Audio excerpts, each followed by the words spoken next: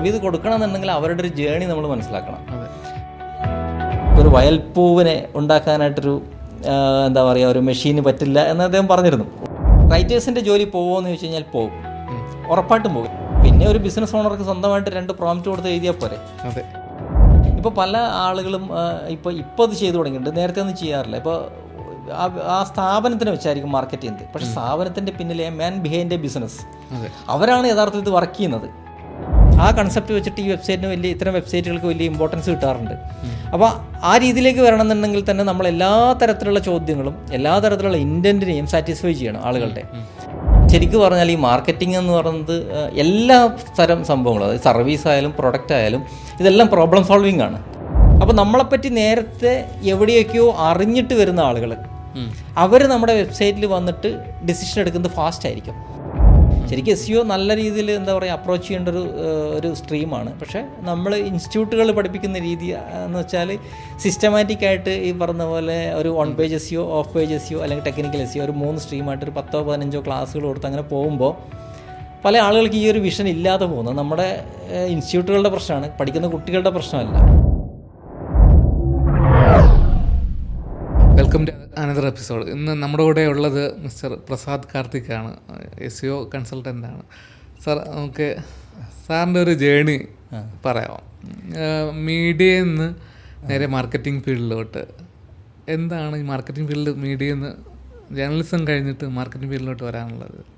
Journalism media ഒക്കെ ചെറുപ്പം മുതലേ കൂടെയുള്ളൊരു സംഭവമാണ്. അതായത് പണ്ട്, അത് ചെറിയ കാലത്ത് തന്നെ ഈ പറഞ്ഞ പോലെ റൈറ്റിങ്സിനോട് വലിയ താല്പര്യം ഉണ്ടായിരുന്നു, സ്റ്റേജ് പ്രോഗ്രാംസിനോട് വലിയ താല്പര്യം ഉണ്ടായിരുന്നു. എന്തെങ്കിലുമൊക്കെ എക്സ്പീരിയൻസ് ചെയ്ത് നോക്കുക. പിന്നെ നാട്ടും പുറത്തായതുകൊണ്ട് അങ്ങനെ നമുക്ക് എക്സ്പോഷർ ഇല്ലാത്തതുകൊണ്ട് നമ്മൾ തന്നെ എന്തെങ്കിലുമൊക്കെ കണ്ടുപിടിച്ച് ക്രിയേറ്റ് ചെയ്ത് നമ്മൾ തന്നെ അവതരിപ്പിക്കുക. ഈവനൊരു ഫിലിം അല്ലെങ്കിൽ അങ്ങനെയുള്ള എന്തെങ്കിലും ചെറിയ ഷോർട്ട് ഫിലിം ആണെങ്കിലും നമ്മൾ തന്നെ അത് ഷൂട്ട് ചെയ്യുകയോ എന്നാൽ മാത്രമേ നമുക്കൊരു എക്സ്പോഷർ കിട്ടുമായിരുന്നു നമ്മുടെ നാട്ടിലൊക്കെ. അപ്പോൾ അതുകൊണ്ട് അത് അങ്ങനെ ഇനീഷ്യേറ്റീവ് എടുത്തിട്ട് എപ്പോഴും വരുന്നൊരു സമയത്താണ് ശരിക്കും പറഞ്ഞാൽ ഈ മീഡിയയോടൊരു താല്പര്യം വന്നു തുടങ്ങിയത്. പിന്നെ അന്ന് മുതലേ ഈ പറഞ്ഞ പോലെ ഒരു നമുക്ക് ഈ എന്താ പറയുക ആക്ടിവിസം എന്ന് പറയുന്നൊരു സംഭവം ഉണ്ടല്ലോ, അത് പല കാര്യങ്ങൾ കൊണ്ട് അതിനോട് വലിയൊരു ഇതുണ്ടായിരുന്നു. ഒന്ന്, എല്ലാവരെയും പോലെ കോളേജിലൊക്കെ പഠിക്കുന്ന സമയത്ത് നമുക്കൊരു ലെഫ്റ്റ് ചിന്താഗതിയുണ്ട്. അപ്പോൾ അത് അറിയാമല്ലോ, മിക്ക ആളുകളും ഈ പറഞ്ഞ പോലെ ഒരു ലെഫ്റ്റ് ചിന്താഗതി വരുന്ന സമയത്ത് തന്നെ ചിലപ്പോൾ ഒരു ആക്ടിവിസം ഉണ്ടാവും. ആ സമയത്ത് പിന്നെ എന്താ പറയുക പുതിയ കാര്യങ്ങളോടുള്ളൊരു അപ്രോച്ച് അതെല്ലാം ഉണ്ടാവും. പിന്നെ അറിയാലോ 20 വയസ്സ് ആ കാലഘട്ടം എന്ന് പറയുന്ന സമയത്ത് നമുക്ക് എന്തിനേയും ചോദ്യം ചെയ്യാനുള്ളൊരു ഇതായിരിക്കും.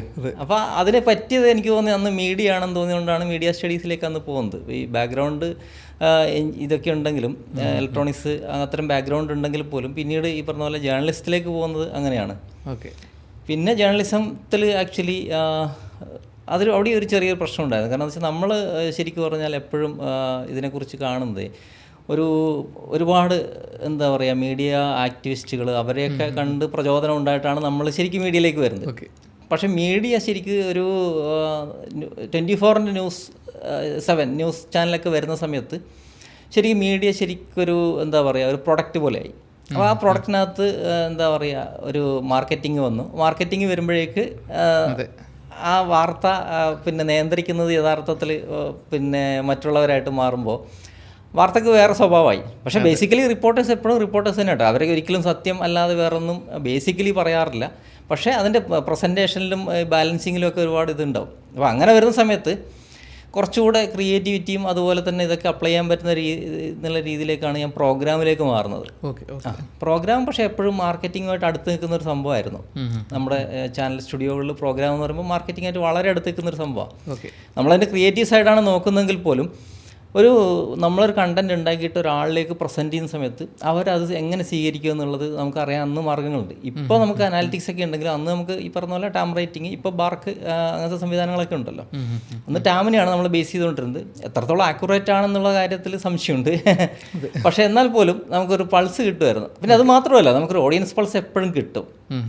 എപ്പോഴും നമുക്കൊരു ഓഡിയൻസ് പൾസ് കിട്ടും. അതായത് നമ്മൾ ഒരു പ്രോഗ്രാം നമ്മൾ പിന്നെ എയർ ചെയ്യുന്ന സമയത്ത് നമുക്ക് ഫോൺ കോളായിട്ടോ അല്ലെങ്കിൽ ഈ പറഞ്ഞ പോലെ നമ്മുടെ ചുറ്റുമുള്ള ആളുകളോ ഒക്കെ പറയും അത് നല്ലതാണെങ്കിൽ നമുക്ക് നല്ലതാണെന്ന് അറിയാൻ പറ്റും.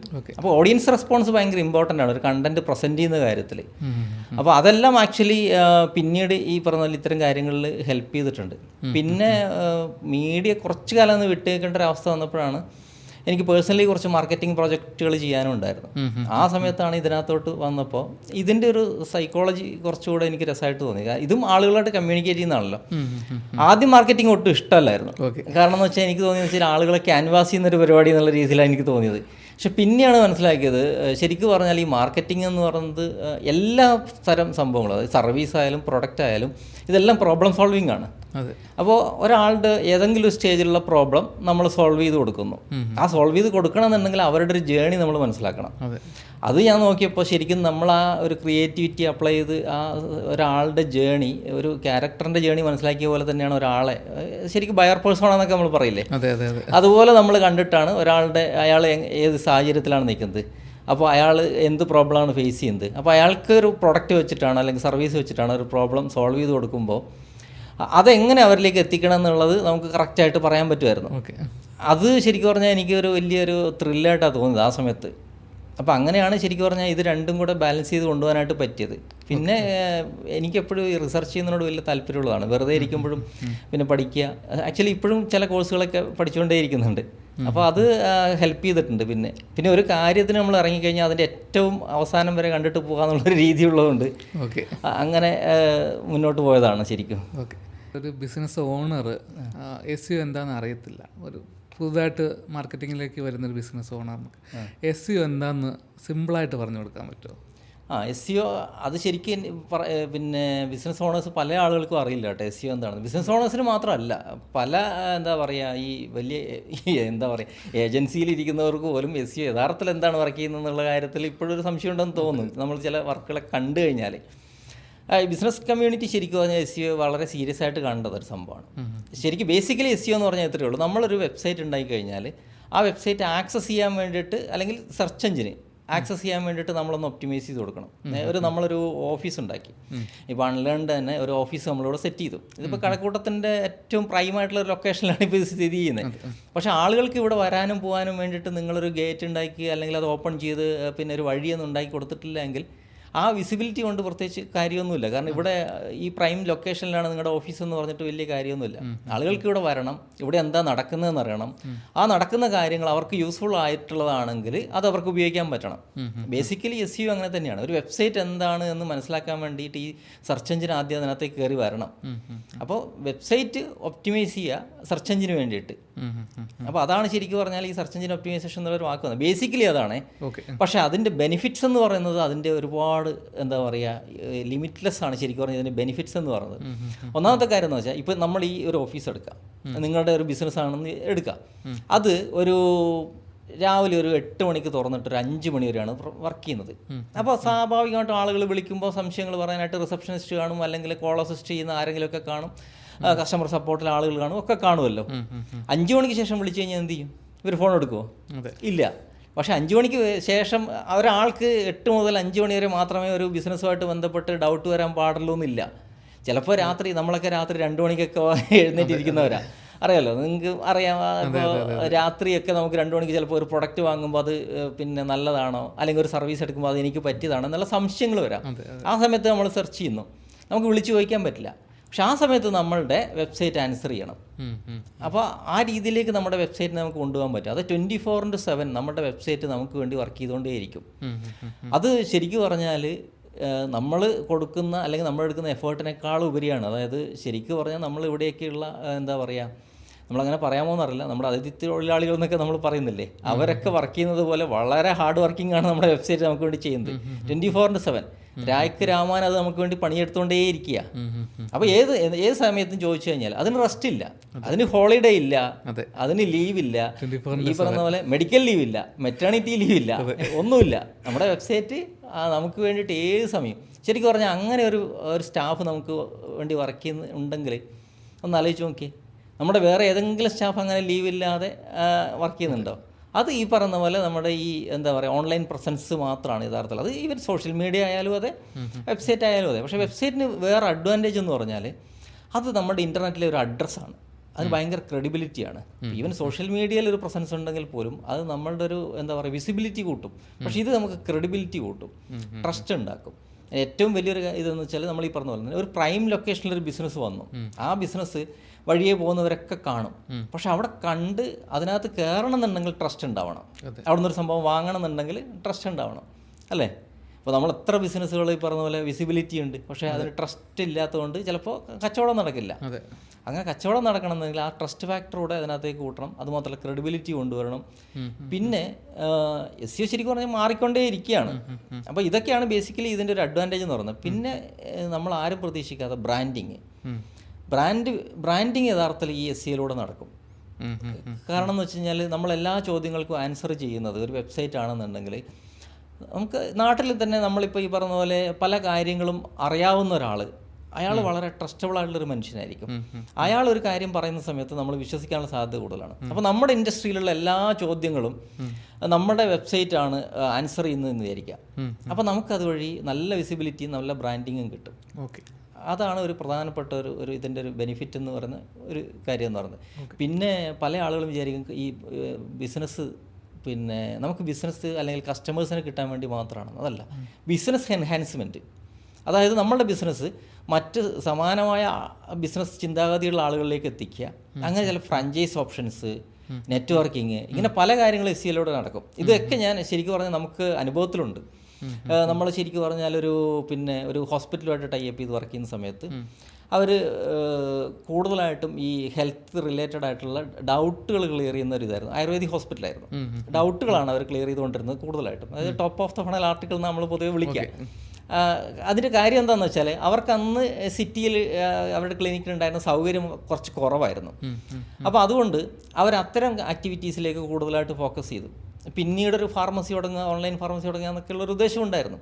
പക്ഷേ അതിനു മുമ്പ് തന്നെ ഇത് നോട്ടീസ് ചെയ്യപ്പെട്ടു. പല രാജ്യങ്ങളിലും പല കാര്യങ്ങളും സെർച്ച് ചെയ്യുന്ന സമയത്ത് ഇവരുടെ ഒരു വെബ്സൈറ്റ് നോട്ട് ചെയ്യപ്പെടും. ഈ ഡോക്ടർ കുറച്ചധികം പോപ്പുലറായും ചെയ്ത സമയത്ത് അവർക്കൊരു എൻക്വയറി വരികയാണ് സ്പെയിനിൽ നിന്ന് എൻക്വയറി വരുന്ന സമയത്ത് അവർക്കൊരു ബിസിനസ് കൊളാബറേഷന് വേണ്ടിയിട്ടാണ് വരുന്നത്. അവിടെ ഒരു വലിയ ഒരു ഹിൽ റിസോർട്ട് ഇതുണ്ടാക്കാൻ വേണ്ടിയിട്ട്. അപ്പോൾ അത് ശരിക്കും പറഞ്ഞാൽ നമുക്ക് ഈ SEOയിലൂടെ വന്നതാണ്. നമ്മുടെ ഒരു എന്താ പറയുക, നമുക്കൊരു പെയ്ഡ് മാർക്കറ്റിങ്ങിലൂടെ ഒരിക്കലും ഉണ്ടാക്കിയെടുക്കാൻ പറ്റില്ല. കാരണം ആ 24/7 പ്രസൻസ് അവർക്ക് ഉണ്ടാക്കിയെടുക്കാൻ പറ്റില്ല. അവരവിടെ നിന്ന് ഇവിടെ വരികയും അവരുമായിട്ട് കൊളാബറേറ്റ് ചെയ്യും. അത് നല്ല രീതിയിൽ പിന്നീട് മുന്നോട്ട് പോയി. അപ്പോൾ ഇത്തരത്തിലുള്ള കൊളാബറേഷൻസ് ഇതെല്ലാം ആക്ച്വലി ഈ SEOയുടെ ഒരു ബെനിഫിറ്റായിട്ട് വരും. ആക്ച്വലി ഒരു ലീഡിനെ ക്വാളിഫൈ ചെയ്ത് അതെ പ്രോസസ് ചെയ്യുന്നത് SEO ശരിക്കും പറഞ്ഞാൽ അതിൻ്റെ ഒരു നമ്മുടെ മാർക്കറ്റിങ്ങിൻ്റെ ഒരു നട്ടെല്ലാണ് യഥാർത്ഥത്തിൽ. ഈവൻ നമ്മൾ സോഷ്യൽ മീഡിയ ആണെന്നുണ്ടെങ്കിലും ഗൂഗിൾ ആഡ്സ് ആണെന്നുണ്ടെങ്കിലും ഒക്കെ നമുക്ക് SEO അറിയാമെന്നുണ്ടെങ്കിൽ നമുക്ക് കുറച്ചുകൂടെ നല്ല രീതിയിൽ മുന്നോട്ട് പോകാനായിട്ട് പറ്റും. കാരണം ഒരാൾ നമ്മളെ അന്വേഷിച്ച് വരുമ്പോൾ ഫസ്റ്റ് ലുക്കിൽ നമുക്ക് ഈ പറഞ്ഞ പോലെ ഒരു ആളെ ഇമ്പ്രസ് ചെയ്യാൻ പറ്റുക, അല്ലെങ്കിൽ നമുക്കൊരു ഫിസിക്കൽ അഡ്രസ്സ് ഉണ്ട്. എല്ലാവരും ചോദിക്കുന്ന ചോദ്യങ്ങളാണ്, നിങ്ങൾ ആരാന്ന് ചോദിക്കും. പൊതുവേ നമ്മൾ ടൗണിൽ കണ്ടു കഴിഞ്ഞാലും അല്ലെങ്കിൽ ഈ പറഞ്ഞ പോലെ ഒരു ഓഫീസിൽ കണ്ടു കഴിഞ്ഞാലും എവിടെ കണ്ടാലും നിങ്ങൾ ആരാന്ന് ആദ്യം ചോദിക്കുക, അല്ലെങ്കിൽ നിങ്ങളുടെ പേരെന്താ. നെക്സ്റ്റ് ചോദ്യം നിങ്ങളുടെ വീട് എവിടെയാണെന്നുള്ളതാണ്. അപ്പോൾ നമുക്കൊരു ഫിസിക്കൽ അഡ്രസ്സ് ഉണ്ട് എന്ന് പറയുകയാണെന്നുണ്ടെങ്കിൽ അത് വലിയ ക്രെഡിബിലിറ്റിയാണ് ഓൺലൈനിൽ. അപ്പോൾ അതാണ് ഒരു വെബ്സൈറ്റ് ചെയ്യുന്നതും ആ വെബ്സൈറ്റിനെ പോപ്പുലർ ആക്കുന്നതാണ് SEO ചെയ്യുന്നത്. അപ്പോൾ അതാണ് SEOയുടെ ഏറ്റവും വലിയൊരു അഡ്വാൻറ്റേജ് എന്ന് പറയുന്നത്. നമുക്ക് ഈ SEO വർക്ക് പ്രൊജക്റ്റുകൾ കിട്ടാറുണ്ട്. അപ്പോൾ ഈ വെബ്സൈറ്റ് ചെയ്തതിന് ശേഷമായിരിക്കും ഈ SEOയെ കുറിച്ച് ഈ ബിസിനസ് ഓണേഴ്സ് ആലോചിക്കുന്നത് തന്നെ. അപ്പോൾ ഒരു വെബ്സൈറ്റ് ബിൽഡ് ചെയ്യുന്നതിന് ആദ്യം ബിസിനസ് ഓണേഴ്സ് ബേസിക്കായിട്ട് ചെയ്യുന്ന കുറച്ച് ഹോംവർക്ക്സ് എന്തൊക്കെയാണെന്ന്. അതെ, ബിസിനസ് ഓണേഴ്സ് ചെയ്യേണ്ട കുറേ കാര്യങ്ങൾ, ഒന്ന് ഈ പറഞ്ഞ പോലെ അവർ സ്വാഭാവികമായിട്ട് ചെയ്യുന്നുണ്ടാവും. എന്നാൽ പോലും നമ്മുടെ ഒരു ഓൺലൈൻ പ്രസൻസ് ഇനിയുള്ള കാലത്ത് കൃത്യമായിട്ട് അത് ചെയ്തിരിക്കണം. ബിസിനസ് അണ്ടർസ്റ്റാൻഡിങ് എന്ന് പറയുന്നത് തന്നെയാണ് ആദ്യം ചെയ്യേണ്ടത്. അത് ഈവൻ SEOക്കാരും ചെയ്യേണ്ട ഒരു സംഭവമാണ്. പക്ഷേ SEOക്കാരും സ്കിപ്പ് ചെയ്യുന്ന ഒരു ഏരിയയാണ് അവരുടെ ബിസിനസ് എന്താണ് എന്ന് മനസ്സിലാക്കുന്ന ഒരു സംഭവം.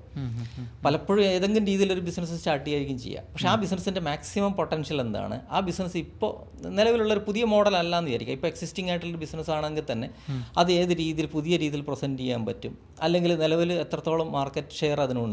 ഇത്തരം കാര്യങ്ങളൊക്കെ നമുക്ക് ബേസിക്കായിട്ട് പഠിക്കാൻ പറ്റും. അത് മാത്രമല്ല നമ്മുടെ പ്രോഡക്റ്റ് എങ്ങനെയാണ് പിന്നെ നമ്മൾ ഇത് ചെയ്യുന്നത്, അത് ഏത് ഏജ് ഗ്രൂപ്പ് അല്ലെങ്കിൽ ഏത് ഡെമോഗ്രഫി അല്ലെങ്കിൽ ഏത് രീതിയിലുള്ള ആളുകളുടെയാണ് നമ്മൾ പ്രോബ്ലം സോൾവ് ചെയ്യാൻ പോകുന്നത് എന്ന് കൃത്യമായിട്ട് പഠിച്ചിട്ട് നമുക്കതിനൊരു യുണീക്നെസ് കൊണ്ടുവരാൻ പറ്റണം. അത് ഏത് ഇതിനകത്ത് നമുക്ക് യുണീക്നെസ് കൊണ്ടുവരാൻ പറ്റും. കാരണം ഞാൻ ഈ പറഞ്ഞ പോലെ ഒരേ ഇൻഡസ്ട്രിയിൽ വർക്ക് ചെയ്യുന്ന പല ബിസിനസ്സുകാരുടെയും സ്റ്റോറീസ് എടുത്ത് നോക്കിയാൽ കാണാൻ പറ്റും. അവർക്കെല്ലാം ഒരു യുണീക്നെസ്സും ഒരു യുണീക്ക് സ്റ്റോറി ടെല്ലിംഗ് രീതി അവർക്ക് കൊണ്ടുവരാൻ പറ്റും. അത് വെബ്സൈറ്റിലൂടെ നമുക്ക് കൊണ്ടുവരാൻ പറ്റും. ഈവൻ നമ്മളൊരു ഡെസേർട്ട് സഫാരി എന്ന് പറഞ്ഞൊരു പ്രൊജക്റ്റ് ചെയ്യുകയാണെന്ന് വിചാരിക്കാം. അപ്പോൾ നമ്മൾ പിന്നെ കൊടുക്കുന്നത് കൂടുതലായിട്ടും അല്ലെങ്കിൽ നമ്മളുടെ ഒരു ക്ലയൻറ്റ് അല്ലെങ്കിൽ ഈ പറഞ്ഞ പോലെ കൂടുതലായിട്ട് നമ്മൾ ഫോക്കസ് ചെയ്യുന്നത് കസ്റ്റമർ സെൻട്രിക് ആയിട്ട് അവർക്ക് മാക്സിമം ഒരു എൻജോയ്മെൻറ്റ് കിട്ടുന്ന രീതിയിലേക്കാണെന്ന് വിചാരിക്കാം. ചില ആളുകൾ ഈ പറഞ്ഞ പോലെ ആ സ്പോട്ടിന് കൂടുതൽ ഇമ്പോർട്ടൻസ് കൊടുക്കും, അതായത് കാണിക്കുന്ന സ്പോട്ടുകൾക്ക് കൂടുതൽ ഇമ്പോർട്ടൻസ് കൊടുക്കും, അല്ലെങ്കിൽ ആക്ടിവിറ്റീസിന് കൂടുതൽ ഇമ്പോർട്ടൻസ് കൊടുക്കും. അങ്ങനെ പല രീതിയിലും നമുക്കിതിനെ അപ്രോച്ച് ചെയ്യാമല്ലോ. ഇപ്പോൾ ഒരാൾ ഈ പറഞ്ഞ പോലെ കസ്റ്റമർ സാറ്റിസ്ഫാക്ഷൻ മാക്സിമം ഇത് കൊടുക്കുന്നു, കസ്റ്റമറാണ് അവരുടെ മെയിൻ എന്നുള്ള രീതിയിലേക്ക് കൊടുക്കുന്നു, അങ്ങനെ കൊണ്ടുപോകാം. അപ്പോൾ എന്ത് തന്നെ അല്ലെങ്കിൽ ഈ ബിസിനസ് അണ്ടർസ്റ്റാൻഡിങ് അതിൻ്റെ ഒരു പ്രധാനപ്പെട്ട സംഭവമാണ്. പിന്നെ കണ്ടൻറ്റ് പ്ലാനിങ് ആണ് ആദ്യം ചെയ്യേണ്ടത്. ചാടിക്കയറി ഒരു വെബ്സൈറ്റ് ഇപ്പോൾ നമ്മൾ പല ഇതിനകത്തും കാണുന്നതാണ്, കമ്മ്യൂണിറ്റികളിലൊക്കെ 5,000 രൂപയ്ക്ക് വെബ്സൈറ്റ് ചെയ്യും, 2,000 രൂപയ്ക്ക് വെബ്സൈറ്റ് ചെയ്യുന്നൊക്കെ പറഞ്ഞു അങ്ങനെയൊക്കെ ചെയ്യാൻ പറ്റും. പക്ഷെ ഒരു വെബ്സൈറ്റ് എന്ന് പറയുന്നത് യഥാർത്ഥത്തിൽ അതല്ല. വെബ്സൈറ്റ് എന്നുള്ളൊരു ഡൗട്ട് അതല്ലേ വെബ്സൈറ്റ് എന്ന് പറയുന്നത് ഞാൻ ഈ പലപ്പോഴും പറയാറുണ്ട്, അതായത് ഒരു 4 പേജും ഒരു ഹോം പേജും പിന്നെ ഒരു 4 പേജും പിന്നെ ഒരു കോൺടാക്ട് പേജും മാത്രമുള്ളൊരു സംഭവം അല്ല വെബ്സൈറ്റ്. അത് നമ്മുടെ ബിസിനസ്സിൻ്റെ ഒരു ഓൺലൈൻ റെപ്രസെൻറ്റേഷനാണ്. അത് നമുക്ക് വേണ്ടിയിട്ട് ഈ പറഞ്ഞ പോലെ രാപ്പകലില്ലാതെ അധ്വാനിക്കേണ്ട ഒരു സംവിധാനമാണ്. അത് ശരിക്കും പറഞ്ഞാൽ ഒരു 4 പേജുകളോ കുറച്ച് ചിത്രങ്ങളോ കുറച്ച് വാക്കുകളോ അല്ല, അത് നമുക്ക് വേണ്ടി വർക്ക് ചെയ്യുന്നൊരു വലിയ മെക്കാനിസമാണ് ഈ എന്താ പറയുക വെബ്സൈറ്റ് എന്ന് പറയുന്നത്. അപ്പോൾ അതിനകത്ത് നമ്മൾ ഇൻവെസ്റ്റ് ചെയ്യുന്ന സമയത്ത് ആ രീതിയിലേക്ക് വേണം ചെയ്യാൻ. അത് നമ്മൾ പ്രോപ്പറായിട്ട് കണ്ടൻറ്റ് പ്ലാൻ ചെയ്യണം. ആദ്യം തന്നെ എന്ത് കണ്ടൻറ്റാണ് നമ്മൾ കൊടുക്കുക, അതിന് മുമ്പായിട്ട് നമ്മൾ ഓഡിയൻസിനെ ആദ്യം ഡിഫൈൻ ചെയ്യണം, ഏത് ടൈപ്പ് ഓഫ് ഓഡിയൻസിലാണ് പോകുന്നത്. ഇപ്പോൾ ഞാൻ ആദ്യം ഈ ഹെൽത്ത് കെയറിലൊക്കെ വർക്ക് ചെയ്തിരുന്ന സമയത്ത് നമുക്കറിയാവുന്നത് എല്ലാം രോഗികളാണെന്നാണ് നമുക്ക് ആകെ അറിയാവുന്നത്, എല്ലാവരും രോഗികളാണ്. പക്ഷെ പിന്നെയാണ് മനസ്സിലാവുന്നത് ചില ടൈപ്പ് ഓഫ് കാറ്റഗറിയുള്ള ആളുകളാണ് ചില ഹോസ്പിറ്റലുകൾ സെലക്ട് ചെയ്യുന്നത്. എല്ലാവരും എല്ലാ ഹോസ്പിറ്റലുകളിലും പോകാറില്ല. എല്ലാ ഹോസ്പിറ്റലിലും മിക്കവാറും എല്ലാ രോഗങ്ങൾക്കുള്ള ട്രീറ്റ്മെൻറ്റ് കൊടുക്കുമെങ്കിൽ പോലും അങ്ങനെയാണെങ്കിൽ എല്ലാവരും എല്ലാ ഹോസ്പിറ്റലിലും പോകുന്നില്ല. അതിൻ്റെ കാര്യം എന്ന് വെച്ച് കഴിഞ്ഞാൽ അവർക്ക് ഇഷ്ടപ്പെട്ട എന്തെങ്കിലും ഒന്ന് അവിടെ വേണം. ഒന്ന് ഡോക്ടറാവാം, അല്ലെങ്കിൽ അവിടുത്തെ ആംബിയൻസ് ആവാം, അല്ലെങ്കിൽ അവരുടെ ഒരു എക്സ്പെർട്ടൈസിനസ് ആവാം. അങ്ങനെ പല കാര്യങ്ങൾ വെച്ചിട്ടാണ് ആളുകൾ പോകുന്നത്. അപ്പോൾ നമുക്ക് എന്താണ് യുണീക്കായിട്ട് കൊണ്ടുവരാൻ പറ്റുക എന്നുള്ളത് നമ്മൾ ആദ്യം തന്നെ ചിന്തിക്കണം നമ്മുടെ അപ്രോച്ചിൽ.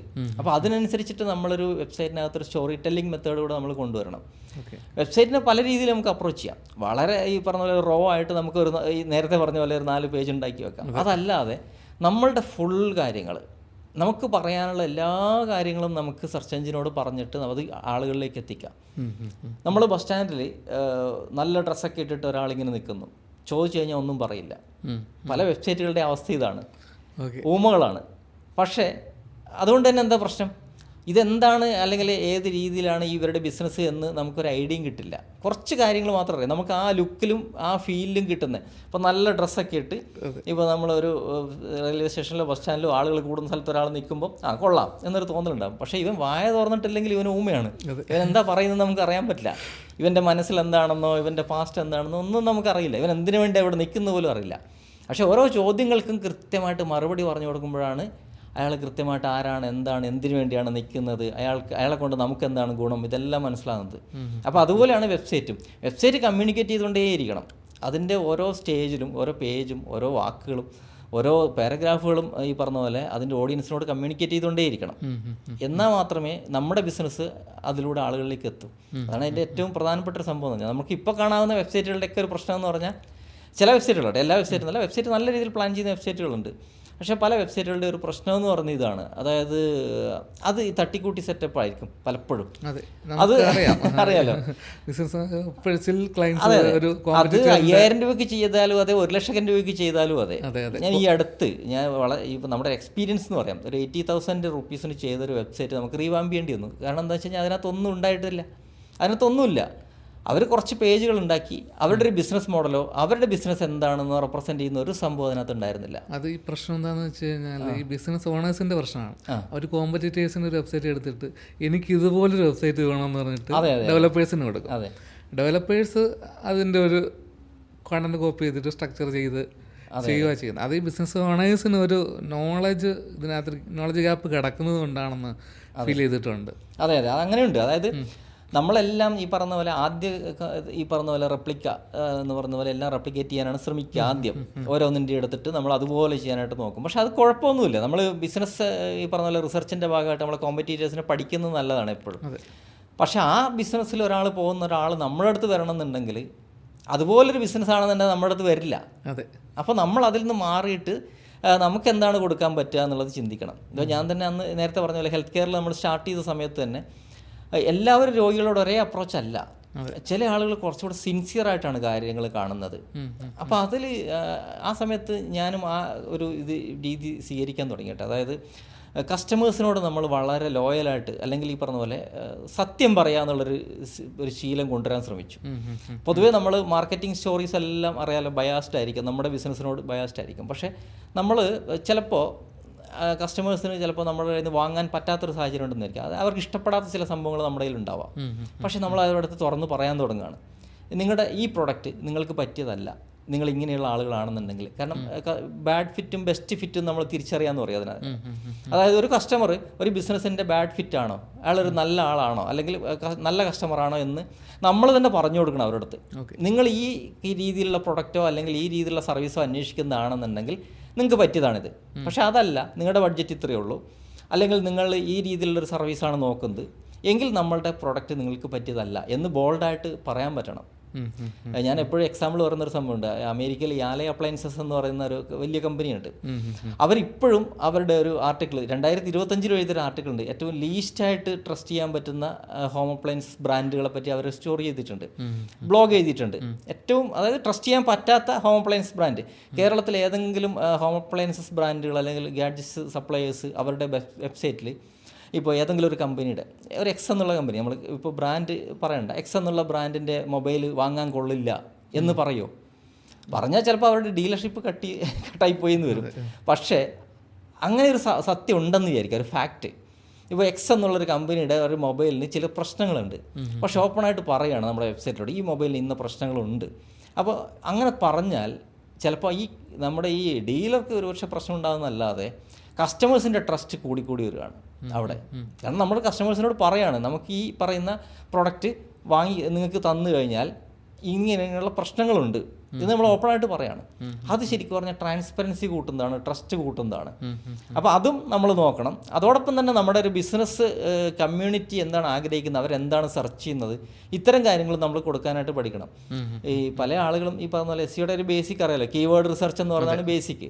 അത് ഏതെങ്കിലും ഒരു ടൂളിലിട്ടിട്ടാണ് പലപ്പോഴും ചെയ്യുന്നത്. ഈ നേരത്തെ പറഞ്ഞ തന്നെ ബിസിനസ്സുകാർക്ക് എന്ത് ചെയ്യാൻ പറ്റും എന്ന് പറഞ്ഞ അത് തന്നെ ബിസിനസ് ഓണേഴ്സിന് എങ്ങനെ കീവേഡ് റിസർച്ച് ചെയ്യാൻ പറ്റുന്നത്, അത് നമ്മളുടെ ഒരു എന്താ പറയുക ലോജിക്ക് തന്നെയാണ്. ആദ്യം എല്ലാ കീവേഡ് റിസർച്ച് ടൂളിനേക്കാളും ഏറ്റവും ബെസ്റ്റായിട്ടുള്ളൊരു ഇതെന്ന് പറഞ്ഞാൽ നമ്മുടെ ബ്രെയിൻ തന്നെയാണ് ഏറ്റവും ബെസ്റ്റ്. നമ്മുടെ ഒരു പ്രൊഡക്റ്റ് ആളുകൾ എങ്ങനെയായിരിക്കും സെർച്ച് ചെയ്യുക എന്ന് നമ്മളൊന്ന് ജസ്റ്റ് ചിന്തിച്ച് വെച്ച് നോക്കിക്കഴിഞ്ഞാൽ നമുക്ക് അറിയാൻ പറ്റും. ചെറിയൊരു ലോജിക്ക് മാത്രം മതി. ആളുകൾ എങ്ങനെയായിരിക്കും, അല്ലെങ്കിൽ നമ്മൾ തന്നെ ചിന്തിച്ച് നോക്കുക, ഈ ഒരു പ്രൊഡക്റ്റ് വാങ്ങാൻ വേണ്ടിയിട്ട് നമ്മൾ അല്ലെങ്കിൽ ഒരു സർവീസ് എടുക്കാൻ വേണ്ടി നമ്മൾ എങ്ങനെയായിരിക്കും ഇത് ചെയ്യുക. ഒന്നും വേണ്ട, നമ്മൾ യൂസ് കേസുകൾ എടുത്ത് നോക്കിയാൽ മതി. നമുക്കിപ്പോൾ ഒരു അസുഖം വന്നു, ഇപ്പോൾ ഒരു തലവേദനയാണ് വന്നത് അല്ലെങ്കിൽ ഒരു പല്ലുവേദനയാണ് വന്നതെന്ന് വിചാരിക്കാം. അപ്പോൾ നമ്മൾ ഈ നിൽക്കുന്നത് നമ്മുടെ സിറ്റി, ഇപ്പോൾ നമ്മളിപ്പോൾ ട്രിവാൻഡ്രത്താണ്. അപ്പോൾ നമ്മൾ ഒരിക്കലും അമേരിക്കയിലുള്ളൊരു പല്ലുവേദനയ്ക്ക് വേണ്ടിയിട്ട് അമേരിക്കയിലുള്ളൊരു സംഭവം അന്വേഷിച്ച് പോവില്ല. നമ്മൾ കുറച്ചുകൂടെ സ്പെസിഫിക് ആവാൻ നോക്കും. നമ്മുടെ സിറ്റിക്ക് അടുത്തുള്ള, അതായത് നിയർ ബൈ ഒന്ന് സെർച്ച് ചെയ്യും ചിലപ്പോൾ, അല്ലെങ്കിൽ ട്രിവാൻഡ്രത്തുള്ളൊരു നല്ലൊരു ദന്തിഷ്ഠനെയാണ് നമ്മൾ നോക്കുക. അതൊരു ലോജിക്കാണ്. ആ ലോജിക്ക് മാത്രം അപ്ലൈ ചെയ്താൽ മതി. ബേസിക്കായിട്ട് ഇത്തരം കുറേ കീവേഡ്സ് നമുക്ക് തന്നെ കണ്ടുപിടിക്കാൻ പറ്റും. ഇപ്പോൾ നന്നായി റിസർച്ച് ചെയ്യുന്ന ബിസിനസ് ഓണേഴ്സൊക്കെ ഉണ്ട് കേട്ടോ. അവരൊക്കെ നമ്മളെ അടുത്ത് വരുമ്പോൾ തന്നെ അവർ പറയാറുണ്ട്, നമുക്ക് ഇന്ന പ്രൊഡക്റ്റുകളാണ് ഉള്ളത്, നമുക്ക് ഇന്ന കീവേഡുകളാണ് മെയിനായിട്ട് ഫോക്കസ് ചെയ്യേണ്ടത് എന്ന് പറയും. പിന്നെ നമുക്ക് അവിടെ നിന്ന് അതിൻ്റെ വേരിയൻസിലേക്ക് പോവാം. അവർ തരുന്ന ഒരു ബേസിക് കീവേഡ് റിസർച്ചിൽ നിന്ന് നമുക്ക് വേരിയൻസിലേക്ക് പോകാം. ഏതൊക്കെ നമുക്ക് പറയാൻ പറ്റില്ല, ഇന്നത് തന്നെ ആളുകളോട് സെർച്ച് ചെയ്യണമെന്ന് നമുക്ക് കസ്റ്റമേഴ്സിനോട് പറയാൻ പറ്റുമോ? അങ്ങനെ റൂളൊന്നും ഇല്ലല്ലോ ഈ രാജ്യത്ത്. ഞങ്ങളുടെ കീവേഡ് ഇങ്ങനെ സെറ്റ് ചെയ്തിരിക്കുന്നത്, അതുകൊണ്ട് നിങ്ങൾ ഈ കീവേഡ് സെർച്ച് ചെയ്യണം എന്നൊന്നും പറയാൻ പറ്റില്ല. കസ്റ്റമേഴ്സ് അവർക്ക് തോന്നിയ പോലെ സെർച്ച് ചെയ്യും. അപ്പോൾ നമ്മൾ എങ്ങനെയൊക്കെ ഏതൊക്കെ രീതിയിൽ സെർച്ച് ചെയ്യാമോ അവർ ആ പോസിബിലിറ്റി ഒക്കെ നോക്കിയിട്ട് നമുക്ക് എന്ത് ചെയ്യാം, ഈ ഒരു ബേസിക് കീവേഡ്, അതായത് ഇവരുടെ ഒരു സീഡ് കീവേഡ് ഉണ്ടാവില്ല ഇവർ നമ്മൾ തന്നിരിക്കുന്നത്, അതിനനുസരിച്ച് നമുക്ക് ഒപ്റ്റിമൈസ് ചെയ്യാനായിട്ട് ശ്രമിക്കാം. ചിലപ്പോൾ ഒരേ പ്രൊഡക്റ്റ് ഒരേ സർവീസ് തന്നെ ആളുകൾ ഡിഫറൻ്റ് ആയിട്ട് സെർച്ച് ചെയ്യുന്നതുകൊണ്ട് നമുക്ക് ഡിഫറൻറ്റ് പേജുകളൊക്കെ ആക്കി മാറ്റേണ്ടി വന്നു വരാം. അങ്ങനെയുള്ള സിറ്റുവേഷൻസ് ഉണ്ടാവാം. ഇപ്പോൾ എക്സാമ്പിൾ പറയുകയാണെന്നുണ്ടെങ്കിൽ ഒരേ ഫോണ് സാംസങ്ങിൻ്റെ ഇപ്പോൾ S25 ultra best camera phone എന്ന് സെർച്ച് ചെയ്യുന്ന ഒരാൾക്ക് അത് കാണിച്ചു കൊടുക്കാം. അത്യാവശ്യം നല്ല ഫീച്ചേഴ്സുള്ള ഒരു ക്യാമറ ഫോണാണ്. അതേസമയം തന്നെ ബെസ്റ്റ് ഗെയിമിംഗ് ഫോൺ എന്ന് പറയുമ്പോഴും വേണമെന്നുണ്ടെങ്കിൽ അതും കാണിച്ചു കൊടുക്കാം. രണ്ട് യൂസ് കേസാണ്, രണ്ട് രീതിയിൽ സെർച്ച് ചെയ്യുന്ന ആളുകളാണ്. അല്ലെങ്കിൽ സർവീസ് അങ്ങനെ വിചാരിക്കുക. അപ്പോൾ ക്യാൻവ അറിയാലോ, ക്യാൻവ എന്ന് പറയുന്നൊരു ഡിസൈനിങ് സോഫ്റ്റ്വെയർ ആണ്. അത് ഇപ്പോൾ best free designing software for doctors എന്ന് പറയുമ്പം ക്യാൻവ ഒരു ബെസ്റ്റ് ഓപ്ഷനായിട്ട് നമുക്ക് പ്രസൻറ്റ് ചെയ്യാം. ഇത് തന്നെ best free designing software for digital marketers എന്ന് പറയുമ്പോൾ മറ്റൊരു ലാൻഡിംഗ് പേജ് ക്രിയേറ്റ് ചെയ്തിട്ട് നമുക്ക് ടാർഗറ്റ് ചെയ്യാം അവരെ. അപ്പോൾ ഒരേ പ്രൊഡക്റ്റ് തന്നെ പല ആളുകൾ സെർച്ച് ചെയ്യുന്ന സമയത്ത്, ഓഡിയൻസ് സെഗ്മെൻറ്റേഷൻ എന്ന് പറയാം, പല ആളുകൾ സെർച്ച് ചെയ്യുന്ന സമയത്ത് പല രീതിയിലേക്ക് വരും. അപ്പോൾ ഇത്തരം സജഷൻസ് ഒക്കെ നമുക്കാണ് കൊടുക്കാൻ പറ്റുക. ബിസിനസ് ഓണേഴ്സിന് ശരിക്കും പറഞ്ഞാൽ അവരുടെ പ്രൊഡക്റ്റ് ആളുകൾ എങ്ങനെയായിരിക്കും സെർച്ച് ചെയ്യുക, അവർക്ക് ഏതൊക്കെ പ്രൊഡക്റ്റുകളുണ്ട്, അതിൻ്റെ പിന്നെ യുണീക്നെസ്, ഇതെല്ലാം നമ്മളോട് പറയാൻ പറ്റും. ഒരു കീവേഡ് റിസർച്ചിൽ ബേസിക്കായിട്ട് അവർക്കും കുറേ കാര്യങ്ങൾ ഹെൽപ്പ് ചെയ്യാനായിട്ട് പറ്റും. അപ്പോൾ വെബ്സൈറ്റ് ചെയ്യുന്നതിന് മുന്നേ ബേസിക്കായിട്ട് നമ്മുടെ ഓഡിയൻസ് ആരാണ്, അതിൻ്റെ ഓഡിയൻസ് സെഗ്മെൻറ്റ് എന്തൊക്കെയാണെന്ന് കറക്റ്റ് ഡെവലപ്പർ എടുത്ത് അല്ലെങ്കിൽ കോണ്ടന്റ് റൈറ്റർ എടുത്ത് പറഞ്ഞു കൊടുത്തിട്ട് സ്റ്റാർട്ട് ചെയ്യുന്നതായിരിക്കും ബെറ്റർ. ഞാനിപ്പോൾ ഡെവലപ്പർ അടുത്ത് മാത്രമല്ല, അത് യഥാർത്ഥത്തിൽ ശരിക്കും പറഞ്ഞാൽ നമ്മുടെ ഇവിടെ SEOയിലുള്ള ജോബ് റോൾസ് വളരെ കുറവാണ്. നമ്മളൊരു SEO അനലിസ്റ്റ്, നമ്മളൊരു SEO എക്സിക്യൂട്ടീവ് എന്നൊക്കെയാണ് പറയാം. ഇപ്പോൾ പിന്നെ SEO എക്സ്പേർട്ട് എന്ന് പറഞ്ഞിട്ട് എല്ലാവരും എക്സ്പേർട്ടാണല്ലോ, അങ്ങനെ ഇതുകൂടെ ഉണ്ട്. പലരും എക്സ്പേർട്ടുകളെ അന്വേഷിച്ച് നടക്കുന്നുണ്ട്. ശരിക്കും സ്ട്രാറ്റജിസ്റ്റ് എന്ന് പറഞ്ഞിട്ടൊരു ആളുകളുണ്ട്, അല്ലെങ്കിൽ കണ്ടന്റ് സ്ട്രാറ്റജിസ്റ്റ് എന്ന് പറയുന്നൊരു വിഭാഗമുണ്ട്. കണ്ടന്റ് സ്ട്രാറ്റജിസ്റ്റ് എന്ന് പറഞ്ഞാൽ കുറച്ച് കീവേഡ് റിസർച്ച് ചെയ്യും, കണ്ടന്റ് ഏതൊക്കെ ദിവസങ്ങളിൽ കണ്ടന്റ് പോകണമെന്ന് പ്ലാൻ ചെയ്യുന്ന ആളുകളല്ല. പക്ഷെ അങ്ങനെയുള്ള ആളുകളൊക്കെയാണ് ഇപ്പോൾ നമ്മൾ ലിങ്ക്ഡിനിലൊക്കെ കാണുന്ന കണ്ടന്റ് സ്ട്രാറ്റജിസ്റ്റ് എന്ന് വെക്കുന്നത്. അതല്ല, യഥാർത്ഥത്തിൽ ഒരു പ്രോഡക്റ്റിൻ്റെ അല്ലെങ്കിൽ ഒരു സർവീസിൻ്റെ അല്ലെങ്കിൽ ഒരു ബിസിനസ്സിൻ്റെ വെബ്സൈറ്റ് എങ്ങനെയായിരിക്കണം, അതിന് നമുക്ക് എന്ത് അപ്രോച്ച് കൊണ്ടുവരണം, ആ ബിസിനസ് ഓണറുമായിട്ട് സംസാരിച്ചതിന് ശേഷം അവരുടെ വിഷൻ ആദ്യം എടുക്കണം. ഒരേ പ്രൊഡക്റ്റ് വിൽക്കുന്ന ആളുകൾക്ക് തന്നെ പല ടൈപ്പ് ഓഫ് വിഷൻ കാണും. ഇപ്പോൾ EV കാറുകൾ വിൽക്കുന്നവർക്ക് കാർബൺ എമിഷൻ ഒഴിവാക്കുക എന്നുള്ളതായിരിക്കാം അവരുടെ ഒരു വിഷൻ എന്നുള്ളത്. മറ്റൊന്ന് ചിലപ്പോൾ ഫ്യൂവൽ എഫിഷ്യൻസി ആയിരിക്കാം, അല്ലെങ്കിൽ ഫ്യൂച്ചറിസ്റ്റിക് അപ്രോച്ച് ആയിരിക്കാം. പല വിഷൻ ഉണ്ടാവും ഇവർക്കൊക്കെ. അപ്പോൾ ഇവരുടെ വിഷൻ നമ്മുടെ ബിസിനസ്സുമായിട്ട് ഇൻകോർപ്പറേറ്റ് ചെയ്യണം. അത് പല ബിസിനസ്സിലും പല ആളുകളും ചെയ്യാറില്ല. കാരണം വിഷൻ ഒരു വലിയ മാർക്കറ്റിംഗ് ടൂളാണ്. പല ആളുകളുടെയും ടാറ്റയൊക്കെ ഉപയോഗിച്ച് വിജയിച്ചാണല്ലോ, അറിയാലോ. അപ്പോൾ അതുപോലെ എല്ലാ ആളുകൾക്കും ഒരു വിഷൻ ഉണ്ട്. ഇപ്പം നമ്മുടെ സ്റ്റാർട്ടപ്പ് ഫൗണ്ടേഴ്സൊക്കെ ഇപ്പോൾ വിഷൻ നന്നായിട്ട് യൂസ് ചെയ്യാറുണ്ട് അവരുടെ ഇതിന് വേണ്ടിയിട്ട്. അപ്പോൾ അത് നമ്മുടെ ബിസിനസ് ചെറിയൊരു ബിസിനസ്സാണെന്ന് വിചാരിക്കാം, ഒരു ഹാൻഡ് മെയ്ഡ് സോപ്പ് ഉണ്ടാക്കുന്ന ബിസിനസ്സാണെന്ന് വിചാരിക്കാം. അവർക്കും ഒരു വിഷനുണ്ട്, നമുക്കത് അറിയുന്നില്ലെന്ന് മാത്രമേ ഉള്ളൂ. അപ്പോൾ അവരോട് കമ്മ്യൂണിക്കേറ്റ് ചെയ്യുമ്പോൾ നമുക്കത് മനസ്സിലാവും. ആ വിഷൻ കൊണ്ട് എടുക്കുക, എന്നിട്ട് ആ ബിസിനസ് കമ്മ്യൂണിറ്റി അല്ലെങ്കിൽ ഈ പറഞ്ഞ പോലെ കസ്റ്റമേഴ്സിൻ്റെ ഒരു നീഡ് ഉണ്ടാവും, ആ നീഡിനെ മനസ്സിലാക്കുക. ചിലപ്പോൾ ഇതേ പ്രൊഡക്റ്റ് തന്നെ പല ആളുകളും കൊടുക്കുന്നുണ്ടാവും, പക്ഷേ എവിടെയോ അവർക്കൊരു സാറ്റിസ്ഫാക്ഷൻ ഉണ്ടാവില്ല. അതെന്താണ് എന്ന് നമ്മൾ കറക്റ്റായിട്ടൊന്ന് മനസ്സിലാക്കണം. ആ മനസ്സിലാക്കിയിട്ട് ഇതിന് പറ്റിയ കണ്ടന്റ് യഥാർത്ഥത്തിൽ പ്രിപ്പയർ ചെയ്യുക. പിന്നെ കണ്ടന്റ് പ്രിപ്പയർ ചെയ്താൽ മാത്രം പോരാ, അവിടെയാണ് SEO സ്ട്രാറ്റജിസ്റ്റും കൂടെ വരേണ്ടത്. അതായത് ഇതെല്ലാം ഈസിലി ആക്സസിബിൾ ആയിരിക്കണം. പിന്നെ ഈ പറഞ്ഞ പോലെ പല ആളുകളും നമുക്കറിയാം, ഇപ്പോൾ ഹോം പേജ് എന്ന് പറയുമ്പോൾ നമ്മളതിനെ പൊതുവെ ട്രീറ്റ് ചെയ്യുന്ന രീതി എന്ന് പറയുന്നത്, ഹോം പേജിനെ കുറിച്ച് എനിക്ക് ഒരു ഡൗട്ടുണ്ട്. ഹോം പേജ് ആക്ച്വലി ബ്രാൻഡിങ്ങിന് മാറ്റി വെക്കുന്നതല്ലേ നല്ലത്? ചില ഞാൻ അവിടുത്തെ ചെയ്ത ഒരുപാട് വെബ്സൈറ്റുകൾ ബെസ്റ്റ് ഇന്ന സർവീസിന് നമ്മുടെ ഇവിടെയുള്ള ഒരു പ്രാക്ടീസ് ഇങ്ങനെ, അതായത് പൊതുവെ നമ്മുടെ ഇവിടെയുള്ളൊരു വലിയ ഒരു പ്രശ്നം എന്ന് പറഞ്ഞാൽ നമ്മൾ ഈ ഒരു ഹോം പേജ് തന്നെ ഏതെങ്കിലും ഒരു കീവേഡിന് വേണ്ടിയിട്ട് അസൈൻ ചെയ്ത് വെക്കും. അങ്ങനെ അസൈൻ ചെയ്ത് വെക്കുമ്പോൾ ഉണ്ടാകുന്നൊരു പ്രശ്നം എന്ന് പറഞ്ഞാൽ പിന്നീട് നമ്മളുടെ ആ ബിസിനസ് പോപ്പുലറായി തന്നെ വിചാരിക്കാം. ഒരു ഫിസിക്കൽ പ്രോബ്ലം ഞാൻ പറഞ്ഞു കേട്ടോ, അതിൻ്റെ തിയററ്റിക്കൽ സംഭവമല്ല, ഒരു ഫിസിക്കൽ പ്രോബ്ലം. നമ്മുടെ ബിസിനസ് പിന്നീട് വലുതാകുന്ന സമയത്ത് നമ്മൾ പിന്നീട് ഈ എഫേർട്ടെല്ലാം ഒന്നേന്ന് മാറ്റണം, അല്ലെങ്കിൽ നമ്മുടെ ബിസിനസ് ഒന്ന് എൻഹാൻസ് ചെയ്യുന്നു. അപ്പോൾ നമ്മുടെ ഒരു ബ്രാൻഡിനെയല്ല അവിടെ ഫോക്കസ് ചെയ്യുന്നത് ഹോം പേജിൽ, അവിടെ ഏതെങ്കിലും ഒരു പർട്ടിക്കുലർ കീവേഡിനെ ഫോക്കസ് ചെയ്തിട്ട് അത് കുറച്ചുകൂടെ സ്പെസിഫിക് ആവും. പക്ഷെ നമ്മുടെ അതന്നെ ഒരു പുതിയ ഒരു ബിസിനസ് പുതിയ രൂപത്തിലേക്ക് പോകുമ്പോൾ, അതെ, അല്ലെങ്കിൽ പുതിയ എന്തെങ്കിലും അതിനകത്ത് ആഡ് ചെയ്യുമ്പോഴോ നമ്മുടെ വിഷനോ അല്ലെങ്കിൽ നമ്മളുടെ ഇതൊന്നും അതിനകത്തേക്ക് എൻഹാൻസ് ചെയ്ത് കൊണ്ടുവരാൻ പറ്റില്ല. അപ്പോൾ എപ്പോഴും ഒരു ഹോം പേജ് ഒരു ബ്രാൻഡ് പെർസ്പെക്റ്റീവിൽ നമ്മൾ ഡിസൈൻ ചെയ്യുകയാണെന്നുണ്ടെങ്കിൽ നമുക്ക് കുറച്ചുകൂടി ഗുണമായിരിക്കും. അത് മാത്രമല്ല, ഹോം പേജ് എന്ന് പറഞ്ഞ ഏറ്റവും പ്രധാനപ്പെട്ട ഒരു പേജാണ്. ഒരാൾ ആദ്യം വരുന്നത് നമ്മുടെ പേര് സെർച്ച് ചെയ്ത് വരുന്ന ഒരു പേജാണത്. ഇപ്പോൾ ആളുകൾ അറിയാലോ, ഇപ്പോൾ ഹസൻ റാവുത്തർ ആരാണെന്ന് വന്ന് ചോദിച്ചു, അപ്പോൾ കണ്ടിട്ട് നിങ്ങളെ ഫസ്റ്റ് ലുക്കിൽ കാണുമ്പോൾ ഉള്ള നിങ്ങളുടെ ഫീച്ചേഴ്സ് ഇതൊക്കെയാണ് അവരെ ഫസ്റ്റ് ഇംപ്രഷൻ എന്ന് പറയുന്നത്. അതല്ലാതെ പിന്നീടാണ് നിങ്ങൾ എന്തൊക്കെ ചെയ്യുന്നു എന്നുള്ളത്, അത് പിന്നീടുള്ള ടോക്കിലാണ് വരുന്നത്. അതുപോലെ തന്നെയാണ് നമ്മളുടെ SEOയിൽ ഈ പറഞ്ഞ പോലെ ഹോം പേജിലേക്ക് വരുമ്പോൾ നമ്മൾ ആരാണ്, നമ്മൾ എന്താണ് ചെയ്യുന്നത്, നമ്മുടെ കസ്റ്റമേഴ്സ് ആരൊക്കെയാണ്, നമ്മൾ ഏത് രീതിയിലാണ് ഇവരുടെ പ്രോബ്ലം സോൾവ് ചെയ്യാൻ പോകുന്നത്, ഈ പ്രോബ്ലം സോൾവ് ചെയ്തതിന് ശേഷം നമ്മുടെ കസ്റ്റമേഴ്സ് നമ്മളെക്കുറിച്ച് എന്താണ് പറയുന്നത്, അവർക്ക് റിസൾട്ട് കിട്ടിയോ ഇല്ലയോ, ഇത്തരം കാര്യങ്ങളൊക്കെ യഥാർത്ഥത്തിൽ നമുക്കൊരു ഹോം പേജിലൂടെ പറയാൻ പറ്റണം. അത് നമ്മുടെ ഒരു വിഷൻ അവിടെ പറയണം, നമ്മുടെ ഒരു അപ്രോച്ച് പറയണം, നമ്മുടെ രീതി പറയണം. ഇതൊക്കെ ചെയ്യാൻ വേണ്ടിയിട്ട് നമുക്ക് എന്ത് എക്സ്പെർട്ടൈസ്നെസ് ഉണ്ട് ഈ ഫീൽഡിൽ, ഇതും നമുക്ക് പറയണം ആ പേജിലൂടെ. പിന്നെ നമുക്ക് നമ്മുടെ ഓരോ സർവീസിനും നമുക്ക് സ്പെസിഫിക് ആയിട്ട് പേജുകൾ ക്രിയേറ്റ് ചെയ്യാം. കാരണം അവിടെ നമുക്ക് കുറച്ച് ഡീറ്റെയിൽ ആയിട്ട് പോകണം. ആ പർട്ടിക്കുലർ സർവീസിന് വേണ്ടിയിട്ട് മാത്രമായിരിക്കണം ആ പേജ്. അപ്പോൾ അങ്ങനെ പോകുന്ന സമയത്ത് അതൊരു ആ സർവീസിൻ്റെ ഏറ്റവും നല്ലൊരു സോഴ്സ് പേജായിട്ട് മാറും, ഏറ്റവും കൂടുതൽ ഇൻഫർമേഷൻ കൊടുക്കുന്ന ഒരു പേജായിട്ട് മാറും. അപ്പോൾ അവിടുന്ന് മാക്സിമം ഇൻഫർമേഷൻ കിട്ടുകയും ചെയ്യും. അങ്ങനെയാണ് നമ്മുടെ ഒരു വെബ്സൈറ്റിൻ്റെ ഒരു അപ്രോച്ച് ചെയ്യേണ്ടത്.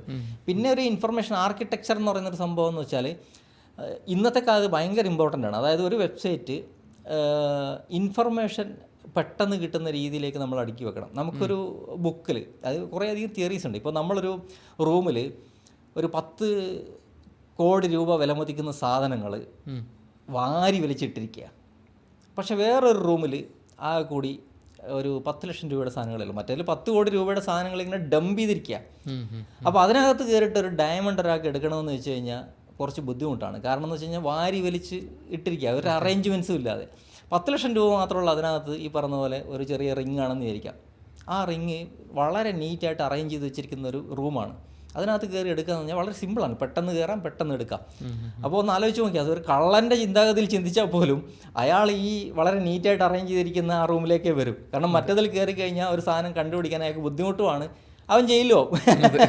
അത് മാത്രമല്ല, ഒരു സാധാരണ കസ്റ്റമറിൻ്റെ കേസിലാണ് ചിന്തിച്ചാൽ പോലും അയാൾ വന്നിട്ട് അയാൾക്ക് വേണ്ടൊരു കാര്യം പെട്ടെന്ന് കണ്ടുപിടിക്കാൻ പറ്റണം. ഇതേ കാര്യം സെർച്ച് എഞ്ചിൻ്റെ ഇതിലുണ്ട്. അതാണ് ഞാൻ തിയററ്റിക്കലി എന്ന് പറഞ്ഞത്. സെർച്ച് എഞ്ചിന് വളരെ കോസ്റ്റ് കുറഞ്ഞ രീതിയിൽ ഇൻഫർമേഷൻ ഒരു വെബ്സൈറ്റിൽ നിന്ന് റിട്രീവ് ചെയ്തെടുക്കാൻ പറ്റണം. അങ്ങനെ വരണം എന്നുണ്ടെങ്കിൽ നമ്മളതിൻ്റെ സ്ട്രക്ചർ വളരെ നല്ല രീതിയിലേക്ക് വരണം. ഓരോ സെൻറ്റൻസുകൾ സ്ട്രക്ചർ ചെയ്യുന്ന രീതി വേണം. നമ്മൾ സെൻറ്റൻസിനകത്ത് പാരഗ്രാഫുകൾ സ്ട്രക്ചർ ചെയ്യുന്ന രീതി, സെൻറ്റൻസിനകത്തുകൾ വേർഡുകൾ ഉപയോഗിക്കുന്ന രീതി, ഇതെല്ലാം ശരിക്കും പറഞ്ഞാൽ ഇമ്പോർട്ടൻ്റ് ആണ്.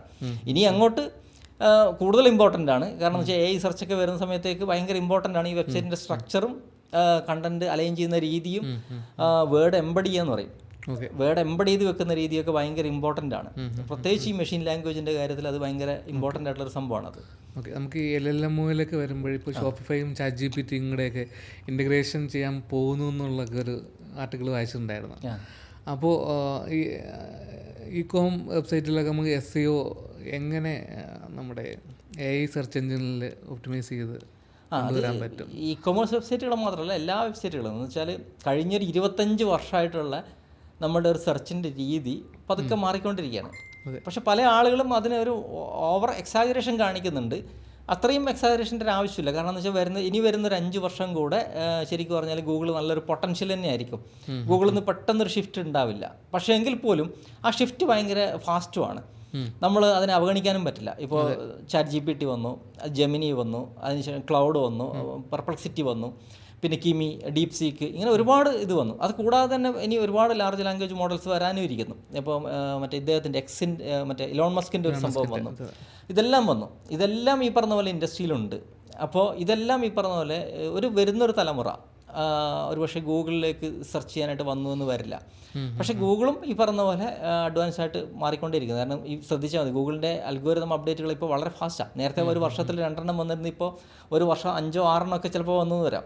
മേജർ അപ്ഡേറ്റ്സ് തന്നെ 5-6 വരും. കാരണം വെച്ചാൽ അവരും പുതിയ രീതിയിലേക്ക് സെർച്ച് ചെയ്യുന്ന ആളുകൾക്ക് നല്ല റിസൾട്ട് കൊടുക്കാൻ വേണ്ടി ശ്രമിച്ചുകൊണ്ടിരിക്കുക.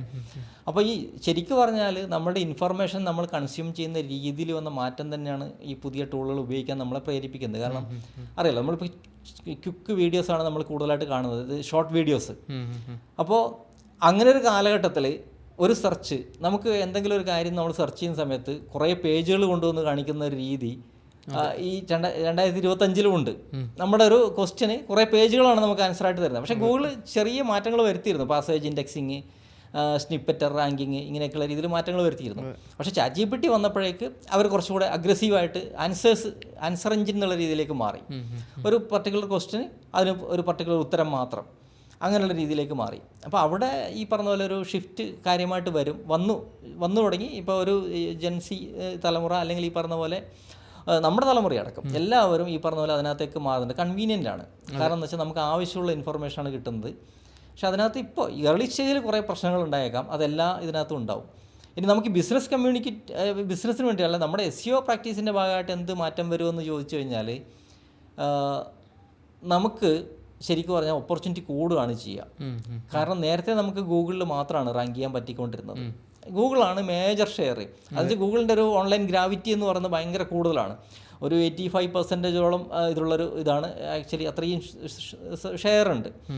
പക്ഷേ ഇനി അങ്ങോട്ട് ഈ പറഞ്ഞ പോലെ മറ്റ് സെർച്ച് എഞ്ചിനുകളോ അല്ലെങ്കിൽ AI സെർച്ച് എഞ്ചിനുകളൊക്കെ വരുന്ന സമയത്ത്, അല്ലെങ്കിൽ ഇതുപോലുള്ള LLMകൾ വരുന്ന സമയത്ത് ആളുകൾ കൂടുതലായിട്ട് അതിനെ ഡിപ്പെൻഡ് ചെയ്യുന്ന സമയത്ത് നമുക്ക് ട്രാഫിക് സോഴ്സുകൾ കൂടി വരികയാണ്. അപ്പോൾ അത്തരം ട്രാഫിക് സോഴ്സുകളെ നമുക്ക് ഉപയോഗിക്കാൻ വേണ്ടിയിട്ട് നമുക്ക് നമ്മുടെ ഒപ്റ്റിമൈസേഷൻ രീതിയിലും കുറച്ച് മാറ്റങ്ങൾ വരുത്താം. നമ്മുടെ മെയിൻ ട്രാഫിക് ചാനൽ എന്ന് പറയുന്നത് ഒരുപക്ഷെ SEOയിൽ നിന്ന് മാറിയിട്ട് നമുക്ക് സോഷ്യൽ മീഡിയയും, അത് മാത്രമല്ല SEO പ്രാക്ടീസിൻ്റെ ഭാഗമായിട്ട് സോഷ്യൽ മീഡിയയെ കൂടി ഉൾപ്പെടുത്തേണ്ട ഒരു കാലഘട്ടം കൂടിയാണ്. കാരണം SEO നമ്മൾ ഇതുവരെയുള്ള 2025 വരെയുള്ള ഒരു SEOയുടെ അപ്രോച്ച് പൂർണ്ണമായിട്ട് മാറിക്കൊണ്ടിരിക്കുകയാണ്. പേര് തന്നെ മാറി LLM. അതെ, LLM ഒപ്റ്റിമൈസേഷൻ എന്നാവാം, ജനറേറ്റീവ് എഞ്ചിൻ ഒപ്റ്റിമൈസേഷൻ എന്നാവാം, ആൻസർ എഞ്ചിൻ ഒപ്റ്റിമൈസേഷൻ എന്നാവാം. ഇതെല്ലാം പക്ഷേ ഇതിൻ്റെ ബേസിക് ഫണ്ടമെൻ്റൽസ് എന്ന് പറയുന്നത് SEOയിൽ തന്നെയാണ്. കാരണം എന്ന് വെച്ചാൽ ഒരു കണ്ടൻറ്റ് ജനറേറ്റ് ചെയ്യുന്നു, ആ കണ്ടൻറ്റ് ഇൻഡെക്സ് ചെയ്യപ്പെടുന്നു, പിന്നെ അത് ആളുകളിലേക്ക് എത്തിക്കുന്ന രീതിയിൽ മാത്രമേ ഇത് വരുന്നുള്ളൂ. ശരിക്ക് നമ്മൾ പറയുകയാണെന്നുണ്ടെങ്കിലുണ്ടല്ലോ, ഒരു നല്ല ലാംഗ്വേജ് എക്സ്പേർട്ടാണ് ഈ ChatGPT എന്നൊക്കെ പറയുന്നത്. അതിന് ഒരു വലിയൊരു നോളജ് പിന്നെ സെൻറ്ററിൻ്റെ സപ്പോർട്ട് കൊടുക്കുകയാണ് ഇപ്പോൾ ചെയ്തുകൊണ്ടിരിക്കുന്നത്. ശരിക്കും നമുക്ക് നമ്മുടെ ഒരു ഇതിൽ പറയുകയാണെന്നുണ്ടെങ്കിൽ നമ്മുടെ GS പ്രദീപിൻ്റെ അശ്വമേധം കണ്ടിട്ടുണ്ടോ? കണ്ടിട്ടുണ്ട്. പുള്ളി റിവേഴ്സ് ക്യൂസുകൾ നടത്തുന്ന കണ്ടിട്ടില്ലേ? അതായത് പുള്ളിയുടെ ഒരു വാക്ചാതുരി, പുള്ളിക്ക് ഏത് കോണ്ടക്സ്റ്റിലും ആളുകളുടെ ഉള്ളിലുള്ള സംഭവത്തിനെ ചോർത്തിയെടുക്കാൻ പറ്റും. ഇപ്പോൾ ഒരു വ്യക്തിയെയാണ് ഒരാൾ മനസ്സിൽ വിചാരിക്കുന്നത്, അപ്പോൾ ഈ അയാളെ ഏത് വ്യക്തിയാണ് വിചാരിച്ചിരിക്കുന്നത്, ഈ കോണ്ടക്സ്റ്റ് ഇതെല്ലാം റിട്രീവ് ചെയ്തെടുക്കുകയാണ് ഇയാൾ. ഇതേപോലെ LLM എന്ത് ചെയ്യുന്നത് വെച്ചാൽ നമ്മളൊരു ക്വസ്റ്റ്യൻ ചോദിച്ചു കഴിഞ്ഞാൽ നമ്മൾ എന്ത് ഉദ്ദേശത്തിലാണ് ചോദിച്ചിരിക്കുന്നത്, ഏത് കോണ്ടക്സ്റ്റിലാണ് ചോദിച്ചിരിക്കുന്നത്, ഏത് അവസ്ഥയിലാണ് നമ്മളിപ്പോൾ ഇരിക്കുന്നത്, നമ്മുടെ പ്രീവിയസ് ആയിട്ടുള്ള സെർച്ചും കാര്യങ്ങളും അല്ലെങ്കിൽ നമ്മുടെ പ്രീവിയസ് ആക്ടിവിറ്റീസ് എന്തൊക്കെയായിരുന്നു, ഇതെല്ലാം മനസ്സിലാക്കിയിട്ട് നമ്മൾ ചോദിച്ചിരിക്കുന്ന ചോദ്യത്തിൻ്റെ ഉത്തരം അവർ പറഞ്ഞു തരും. ഇപ്പോൾ അതിന് ആ രീതിയിലേക്ക് നമുക്ക് എന്ത് വേണമെന്ന് വെച്ചാൽ ഇനി ആ അത്തരം കോണ്ടക്സ്റ്റുകളെയും കൂടെ പരിഗണിച്ചിട്ട് വേണം SEO ചെയ്യാൻ വേണ്ടിയിട്ട്. അത് മാത്രമല്ല നമ്മുടെ ഇതിനകത്തൊക്കെ ഭയങ്കര മാറ്റം വരാൻ പോകുന്നുണ്ട്. അതായത് റൈറ്റിംഗ് രീതിയിൽ കുറച്ചുകൂടെ ടെക്നിക്കലാവും. നമ്മൾ അത് ഇപ്പോഴും അതെ, സെമാൻറ്റിക് SEO ഒക്കെ വന്നപ്പോൾ തന്നെ കുറേ കൂടെ ടെക്നിക്കലാണ്. പക്ഷേ ആൻസർ എഞ്ചിൻ ഒപ്റ്റിമൈസേഷൻ അല്ലെങ്കിൽ ഈ LLM വരുമ്പോൾ കുറേ കൂടെ ടെക്നിക്കലാവും. കാരണം ഇതൊരു പ്രഡിക്ഷൻ മോഡലാണ്. ഈ ഒരു പരിധിവരെ ഈ മെഷീൻ ലേണിംഗ് ഇതെന്ന് പറയുന്നത് ഒരു പ്രഡിക്ഷൻ മോഡലാണ്. അപ്പോൾ വാക്കുകൾ, അതിൻ്റെ തൊട്ടടുത്ത് വരാൻ സാധ്യതയുള്ള വാക്കുകൾ, ഇതിൻ്റെ വേർഡ് സിമിലാരിറ്റി, സെമാൻറ്റിക് സിമിലാരിറ്റി അല്ലെങ്കിൽ കൊസൈൻ സിമിലാരിറ്റി എന്നൊക്കെ പറയും. അപ്പോൾ ഇത്തരത്തിലുള്ള കാര്യങ്ങൾ വെച്ചിട്ടാണ് ചിലപ്പോൾ നമുക്ക് ഒരു ആൻസർ ജനറേറ്റ് ചെയ്ത് തരിക. അപ്പോൾ വളരെ കെയർഫുൾ അല്ല എങ്കിൽ ചില പിന്നെ എന്താ പറയുക, നമ്മൾ തിരിച്ചു വന്നു വരാം. അതായത് പ്രതീക്ഷിക്കാത്ത ആൻസർ അതിന് ജനറേറ്റ് ചെയ്ത് വരാം. ഇപ്പോൾ ഉണ്ട് ഹാലൂസിനേഷൻസ്. വേണ്ടത്ര ഡാറ്റ അതിന് കിട്ടാതെ വരുമ്പോൾ, വേണ്ടത്ര കോണ്ടക്സ്റ്റ് കിട്ടാതെ വരുമ്പോൾ അത് വളരെ കോൺഫിഡൻ്റ് ആയിട്ട് തെറ്റ് പറയുന്നുണ്ട് ChatGPT ഒക്കെ. ശരിക്കും ഇപ്പോൾ അതെങ്ങനെയാണ് വർക്ക് ചെയ്യുന്നത് വെച്ചാൽ ഞാനൊരു ചെറിയൊരു എക്സാമ്പിൾ പറയാം. ഇപ്പോൾ ആമസോൺ പ്ലസ് റിവർ എന്ന് പറഞ്ഞു കഴിഞ്ഞാൽ നമ്മുടെ മനസ്സിൽ ആമസോൺ ഫോറസ്റ്റ് ആണ് വരിക. അത് ഈ രണ്ട് വാക്കുകൾ തമ്മിലുള്ളൊരു റിലേഷൻ വെച്ചിട്ടാണ് അത് ഗസ് ചെയ്യുന്നത്. ആമസോൺ പ്ലസ് വീഡിയോ എന്ന് പറഞ്ഞാൽ തന്നെ അറിയാം ആമസോൺ പ്രൈമിനെ കുറിച്ചാണ് ഇയാൾ സെർച്ച് ചെയ്യുന്നതെന്ന് മനസ്സിലാക്കും. അപ്പോൾ ഈ രീതിയിൽ വാക്കുകൾ ശരിക്കും പറഞ്ഞാൽ കറക്റ്റ് എംബഡ് ചെയ്ത് വെച്ചിട്ടില്ല എങ്കിൽ ഇത് പ്രശ്നം വരും. ഇപ്പോൾ ആപ്പിളിൻ്റെ കൂടെ ന്യൂട്രീഷൻ എന്നുള്ളൊരു വാക്ക് വന്നു കഴിഞ്ഞാൽ ഫ്രൂട്ടാണ്. ആപ്പിളിൻ്റെ കൂടെ ഒരു സ്പെസിഫിക്കേഷൻ എന്നുള്ളൊരു വാക്ക് വന്നു കഴിഞ്ഞാൽ അത് ആപ്പിൾ കമ്പനിയെ കുറിച്ചാണ്. അപ്പോൾ വാക്കുകളുടെ കൂടെ ശ്രദ്ധിക്കണം. ബെനിഫിറ്റ്സ്, ആപ്പിൾ ബെനിഫിറ്റ്സ് എന്ന് പറഞ്ഞാൽ അത് തീർച്ചയായിട്ടും ആപ്പിൾ എന്നുള്ള കമ്പനിയെ കുറിച്ചല്ല, നമ്മൾ കഴിക്കുന്ന ആപ്പിളിനെ കുറിച്ചാണ് തീർച്ചയായിട്ടും. മറ്റത് സ്പെസിഫിക്കേഷനാണ് വരിക. അപ്പോൾ ഇങ്ങനെ വളരെ പിന്നെ മൈന്യൂട്ടായിട്ട് നമ്മൾ ചില കാര്യങ്ങളൊക്കെ ശ്രദ്ധിക്കേണ്ടി വരും. കാരണം എന്തുകൊണ്ടാണെന്ന് വെച്ചാൽ വലിയ ഹ്യൂജ് ഡാറ്റയെ പഠിച്ചിട്ട് ആ ഡാറ്റയിൽ നിന്ന് കുറച്ച് എന്താ പറയുക പാറ്റേൺസ് അത് വെച്ചിട്ട് പ്രഡിക്ഷൻസ് ഒക്കെ ചെയ്തിട്ടാണ് ഇത് ജനറേറ്റ് ചെയ്ത് തരുന്നത്. അപ്പം നല്ല രീതിയിലുള്ളൊരു കണ്ടൻറ്റ് പ്രിപ്പറേഷനിൽ നല്ല മാറ്റം വരും. അപ്പോൾ അതുകൊണ്ട് നമ്മുടെ നിലവിലുള്ള ഒരു പക്ഷേ കണ്ടന്റ് ചിലപ്പോൾ മതിയായി എന്ന് വരില്ല ഇനിയുള്ള കാലത്ത്. ആ രീതിയിലേക്ക് നമ്മൾ കണ്ടന്റിനോടുള്ള അപ്രോച്ച് മാറ്റണം. കോണ്ടന്റ് റൈറ്റേഴ്സൊക്കെ AI വരുമ്പോൾ കോണ്ടന്റ് റൈറ്റേഴ്സിന് ജോബ് പോകുമെന്നുള്ളൊരു കൺഫ്യൂഷനിൽ നിൽക്കുകയാണ്.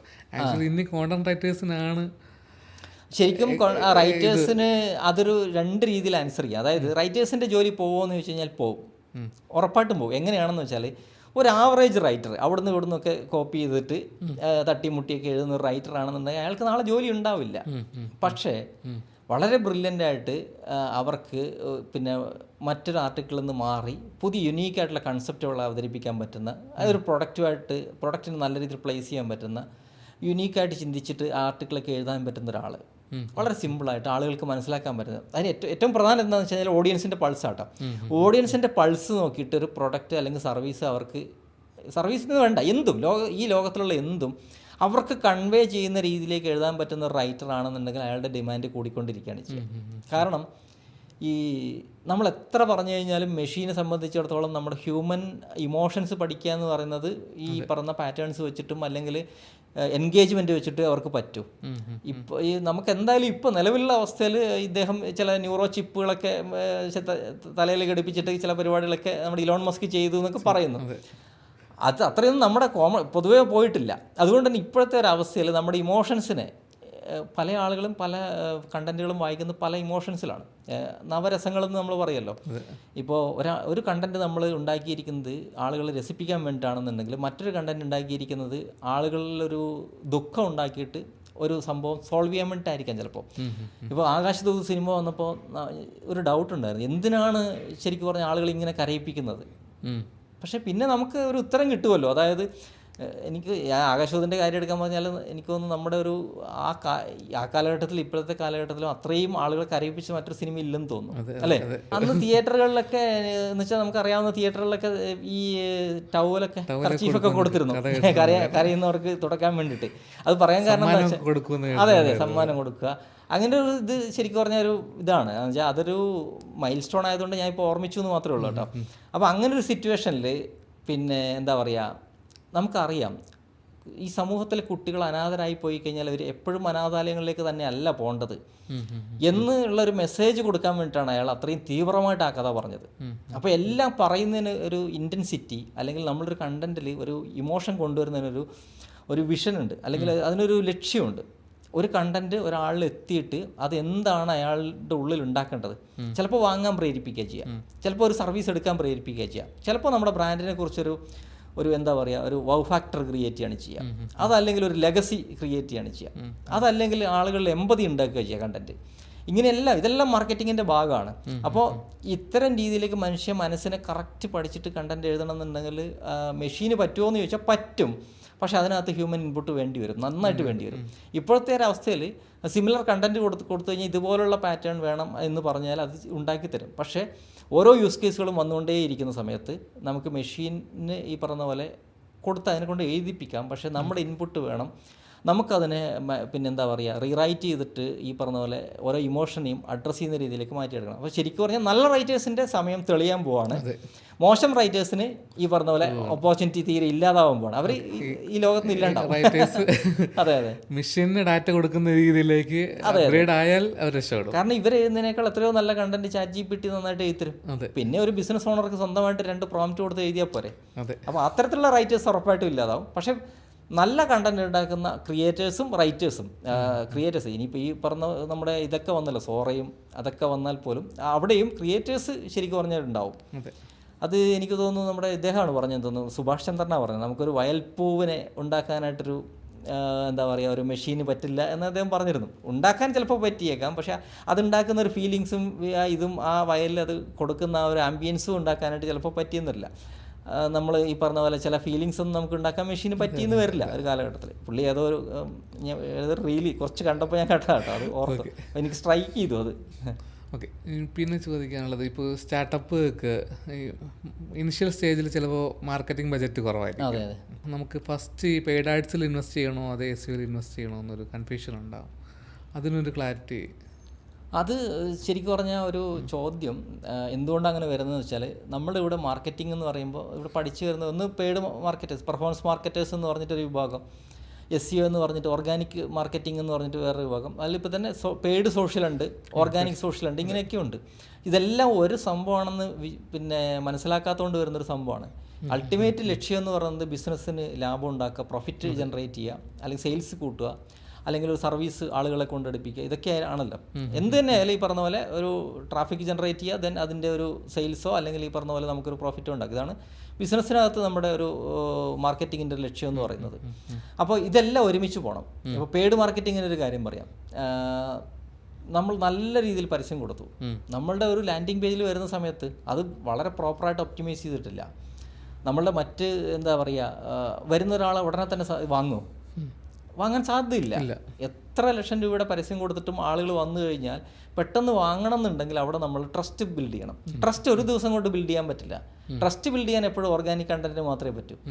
അപ്പോൾ ഓർഗാനിക് കണ്ടന്റ് സ്ഥിരമായിട്ട് ചെയ്ത് വരുന്ന സമയത്താണ് ശരിക്കും പറഞ്ഞാൽ നമ്മളുടെ ആ സെയിൽസ് സൈക്കിൾ ഫാസ്റ്റ് ആവുന്നത്. അല്ലെങ്കിൽ സെയിൽസ് സൈക്കിൾ ഈ പറഞ്ഞ പോലെ പിന്നീട് നീണ്ടു പോവാണ് ചെയ്യുക. കാരണം എന്ന് വെച്ചാൽ പെയ്ഡ് ആഡ്സ് കൊടുത്ത് നമുക്ക് ലീഡ് കിട്ടും. ലീഡ് കൺവേർട്ട് ചെയ്യുന്നത് ഫാസ്റ്റ് ആവണം എന്നുണ്ടെങ്കിൽ, അല്ലെങ്കിൽ ഈ പറഞ്ഞ പോലെ ചില ആളുകൾ പറഞ്ഞു കേട്ടില്ലേ, നമ്മുടെ ഈ പറഞ്ഞ പോലെ എന്താ റിയൽ എസ്റ്റേറ്റിൽ നമ്മൾ ഇത്ര സ്പെൻഡ് ചെയ്യുന്നു പക്ഷേ നമുക്ക് ക്ലിക്ക് കുറവാണ് എന്നൊക്കെ. അവിടെ ഈ പറഞ്ഞ പോലെ ചില ആളുകൾക്ക് ബ്രാൻഡിങ് ഓൾറെഡി ഉണ്ട്. വലിയ കമ്പനികൾക്കൊക്കെ ബ്രാൻഡിങ് ഉണ്ട്. അപ്പോൾ ആ ബ്രാൻഡിങ് വന്നത് അവർ കുറേ നാളായിട്ട് ഈ പറഞ്ഞ എഫേർട്ട് ചെയ്യുന്നത് കൊണ്ടാവാം. അങ്ങനെയാണ് അവർക്ക് ബ്രാൻഡിങ് വരുന്നത്. അപ്പോൾ നമ്മുടെ ഒരു SERP എന്നായാലും ഒരു സോഷ്യൽ മീഡിയയിലെ പ്ലേസ് നിന്നായാലും എവിടെ നിന്നായാലും നമുക്കൊരു ക്ലിക്കിലേക്ക് പോകണമെന്നുണ്ടെങ്കിൽ ഫസ്റ്റ് ഈ പറഞ്ഞ പോലെ ഒരു ബ്രാൻഡ് വിസിബിലിറ്റി അല്ലെങ്കിൽ ഒരു ബ്രാൻഡ് എന്ന് പറയുന്ന ഒരു ഫാക്ടർ അവിടെ വർക്ക് ചെയ്യുന്നുണ്ട്. ക്ലിക്ക് ചെയ്യുന്നത് ചിലപ്പോൾ ആ ബ്രാൻഡ് ആയിരിക്കില്ല, ചിലപ്പോൾ നമുക്കൊരു നമ്മൾ എക്സൈറ്റ് ചെയ്യുന്ന ഒരു എലമെൻറ്റ് ചിലപ്പോൾ നമ്മൾ ക്ലിക്ക് ചെയ്യിപ്പിക്കും. പക്ഷേ എന്നാൽ പോലും ഒരു ബ്രാൻഡ് തൊട്ടിപ്പുറത്ത് എക്സൈറ്റ് ചെയ്യിപ്പിക്കുന്നുണ്ടെങ്കിൽ അവിടുത്തെ ക്ലിക്ക് പോകാനുള്ള സാധ്യതയുണ്ട്. നമുക്കറിയാം ഈ അൽഗോരിതം എന്ന് പറഞ്ഞാൽ നമ്മളൊരു ഒരാളെ കാണിച്ചു കഴിഞ്ഞാൽ അയാൾ എൻഗേജ് ചെയ്ത് കഴിഞ്ഞാൽ തൊട്ട് പുറകെ വരുന്ന സിമിലർ ആയിട്ടുള്ള ആടുകൾ അവരെ കൊണ്ടുപോയി കാണിക്കും. അപ്പോൾ ആ ഒരു സൈക്കിൾ, ആ ഒരു സമയത്തിനിടയിൽ ചിലപ്പോൾ ആളുകൾ ഡിസിഷൻ എടുക്കുന്നത് മാറിപ്പോയേക്കാം. അപ്പോൾ അതുകൊണ്ട് നമ്മൾ എന്ത് ചെയ്യണമെന്ന് വെച്ചാൽ ഒരു ലീഡ് വന്നു കഴിഞ്ഞാൽ അവരെ ക്ലോസ് ചെയ്യുന്ന എത്രയും പെട്ടെന്നാക്കണം. എത്രയും പെട്ടെന്നാക്കുക എന്ന് പറഞ്ഞാൽ അതിന് ഈ പറഞ്ഞ പോലെ അത്തരത്തിലുള്ള ട്രസ്റ്റ് ഫാക്ടേഴ്സ് നമ്മുടെ വെബ്സൈറ്റിൽ ഉണ്ടാവണം. ആ രീതിയിലേക്കുള്ള ഓർഗാനിക് കണ്ടന്റ് ഉണ്ടാവണം. എന്നാൽ മാത്രമേ പറ്റൂ. അപ്പോൾ ഞാൻ എപ്പോഴും പറയുന്നതെന്ന് വെച്ചാൽ, ഞാൻ പറയുന്നതെന്നല്ല, യഥാർത്ഥത്തിൽ അത് റിയാലിറ്റി എന്ന് പറയുന്നത് പെയ്ഡും സോഷ്യൽ പിന്നെ ഓർഗാനിക്കും വെബ്സൈറ്റ് ഓർഗാനിക്കും എല്ലാം ഒരേപോലെ ഒരേ കാലത്ത് എല്ലാ കാലത്തും പോകണം. കാരണം എന്ന് വെച്ചാൽ ഇപ്പോൾ ഇനി അങ്ങോട്ട് SEOയുടെ ഒരു കാര്യം പറയുകയാണെന്നുണ്ടെങ്കിൽ SEO കൂടുതലായിട്ട് ഈ പറഞ്ഞ പോലെ ബ്രാൻഡിൽ റിലേറ്റഡ് ആയിട്ടുള്ള സെർച്ചുകളിലേക്ക് പോകാനുള്ള സാധ്യത ഭയങ്കര കൂടുതലാണ്. കാരണം SEOയുടെ ഒരു സ്വഭാവം കുറേയൊക്കെ മാറും. ഇപ്പോൾ സോഷ്യൽ മീഡിയയിൽ നിന്നോ മറ്റ് പ്ലാറ്റ്ഫോമുകളിൽ നിന്നോ കണ്ടന്റ് കണ്ടതിന് ശേഷം നമ്മുടെ ബ്രാൻഡിനെ അന്വേഷിച്ച് വരുന്ന ആളുകളുടെ എണ്ണം കൂടും. അതാണ് ട്രാഫിക് ഡൈവേഴ്സിറ്റീൻ്റെ ഒരു വലിയൊരു ഗുണമെന്ന് പറയുന്നത്. പല സ്ഥലത്തും നമ്മുടെ ബ്രാൻഡിനെ കുറിച്ച് അറിയും. ഇവർക്ക് ആ സമയത്ത് നമ്മുടെ ബ്രാൻഡ് സോൾവ് ചെയ്യുന്ന പ്രോബ്ലത്തിനെ കുറിച്ച് അത്ര അവെയർ ആയിരിക്കില്ല. പക്ഷെ പിന്നെ ഈ പ്രോബ്ലം വരുമ്പോഴാണ് ഈ ബ്രാൻഡാണല്ലോ അത്തരം പ്രൊഡക്റ്റ് കൊടുത്തുകൊണ്ടിരുന്നത്, അപ്പോൾ നമ്മളെ ചിലപ്പോൾ അറിയാവുന്ന പേര് വെച്ചിട്ട് സെർച്ച് ചെയ്യും. അല്ലെങ്കിൽ ആ പ്രോബ്ലം വെച്ച് നമ്മുടെ പേരും കൂടെ അറിയാവുന്ന രീതിയിൽ സെർച്ച് ചെയ്യും. ഈ സമയത്ത് നമ്മുടെ വെബ്സൈറ്റ് പ്രസൻറ്റ് ആവണമെന്നുണ്ടെങ്കിൽ, വിസിബിൾ ആവണമെന്നുണ്ടെങ്കിൽ അവിടെ നമ്മൾ ഓർഗാനിക്കായിട്ട് ചെയ്യേണ്ടി വരും. പിന്നെ എല്ലാ ആടുകളും നമ്മൾ കാണുന്ന സമയത്ത് നമുക്ക് ആവശ്യം വരാറില്ലല്ലോ. അപ്പോൾ അവിടെയും ഒരു കാര്യമുണ്ട്. ഈ പറഞ്ഞ പോലെ ആടുകൾ നമ്മുടെ ഒരു ചിലപ്പോൾ വിസിബിൾ ആയിരിക്കും. നമ്മൾ ഇൻട്രസ്റ്റ് ബേസ്ഡ് ആണെന്നുണ്ടെങ്കിൽ നമുക്ക് ചിലപ്പോൾ ആടുകൾ വിസിബിൾ ആയിരിക്കും. പക്ഷേ ആ സമയത്ത് നമുക്കൊരു ഇതുണ്ടാവില്ല. പക്ഷെ നമ്മൾ ആ വെബ്സൈറ്റ് കയറി നോക്കുന്ന സമയത്ത്, അല്ലെങ്കിൽ അവരുടെ ഒരു പേജ് കയറി നോക്കുന്ന സമയത്ത് അവർ ആ ഇൻഡസ്ട്രിയിലെ ഒരു ടോപ്പിക് ലീഡറാണ്, അല്ലെങ്കിൽ അവർ ആ ഇൻഡസ്ട്രിയിൽ നമുക്ക് വിശ്വസിക്കാൻ പറ്റുന്ന ഒരു ട്രസ്റ്റഡ് വോയിസ് ആണ് എന്ന് തോന്നിപ്പിക്കാൻ വേണ്ടി നമുക്ക് ഈ ഓർഗാനിക് കണ്ടന്റുകൾക്ക് കഴിയും. അപ്പോൾ അത് ഞാൻ എപ്പോഴും പറഞ്ഞ പോലെ ഒറ്റ ദിവസം കൊണ്ട് ഉണ്ടാക്കാൻ പറ്റില്ല. അതിന് കുറേ സമയമെടുക്കും. അപ്പോൾ രണ്ടും ഒരുമിച്ച് കൊണ്ടുപോകണം. ശരിക്കും പെയ്ഡ് ആഡ് ചെയ്തിട്ട് അതിൻ്റെ റിസൾട്ട്, അല്ലെങ്കിൽ SEO ചെയ്ത് റിസൾട്ട് കിട്ടുന്നതുവരെ നമുക്ക് പെയ്ഡ് ആഡ് ചെയ്യാം. അല്ലെങ്കിൽ നമുക്ക് SEOയുടെ അടുത്ത മാസം കുറച്ച് റിസൾട്ട് കുറവ്, അല്ലെങ്കിൽ ഈ മാസം എന്തെങ്കിലും അൽഗോരിതം അപ്ഡേറ്റ് വന്നു, അപ്പോൾ നമ്മൾ റാങ്കിങ്ങിൽ കുറച്ച് താഴോട്ട് പോയി, അതുകൊണ്ട് കുറച്ച് പെയ്ഡ് ആഡ് ചെയ്തേക്കാം. അങ്ങനെയല്ല, ഇതെല്ലാം നമുക്ക് കൃത്യമായിട്ടൊരു സ്ട്രാറ്റജി ഉണ്ടാവണം. പെയ്ഡ് ആഡ് വേണം. നമുക്ക് ഈ പറഞ്ഞ പോലെ ചില ഏരിയയിൽ നമുക്ക് പെനിട്രേറ്റ് ചെയ്യണമെന്നുണ്ടെങ്കിൽ പെയ്ഡ് ആഡ്സ് മസ്റ്റായിട്ട് വേണ്ടി വരും. ചിലപ്പോൾ നമുക്ക് ഈ പറഞ്ഞ പോലെ എല്ലാ സമയത്തും ബഡ്ജറ്റ് തീരുന്ന ഇഷ്യൂ ഉണ്ടാവാമല്ലോ. സ്റ്റാർട്ടപ്പുകളുടെ ഏറ്റവും വലിയ പ്രശ്നം എന്ന് പറയുന്നത് ഈ പറഞ്ഞ പോലെ വലിയ കമ്പനികളെ പോലെ ബ്രാൻഡുകളെ പോലെ ബഡ്ജറ്റ് ഉണ്ടാവില്ല. 24 hour അവരുടെ ആഡ് പോവില്ല.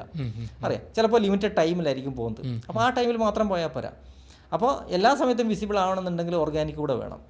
ഓർഗാനിക്കിനാകുമ്പോൾ എന്ന് വെച്ചാൽ നമ്മൾ എഫേർട്ട് കൂടുതലാണെന്നുണ്ടെങ്കിലും ആ വിസിബിലിറ്റി എന്ന് പറയുന്നത് ലിമിറ്റ്ലെസ് ആണ്, ടൈംലെസ് ആണ്. ഏത് സമയത്തും അത് കണ്ടുകൊണ്ടിരിക്കും. മറ്റേത് ആഡിൻ്റെ ബഡ്ജറ്റ് തീർന്നു കഴിഞ്ഞാൽ തീർന്നു. അപ്പോൾ രണ്ടും വേണം.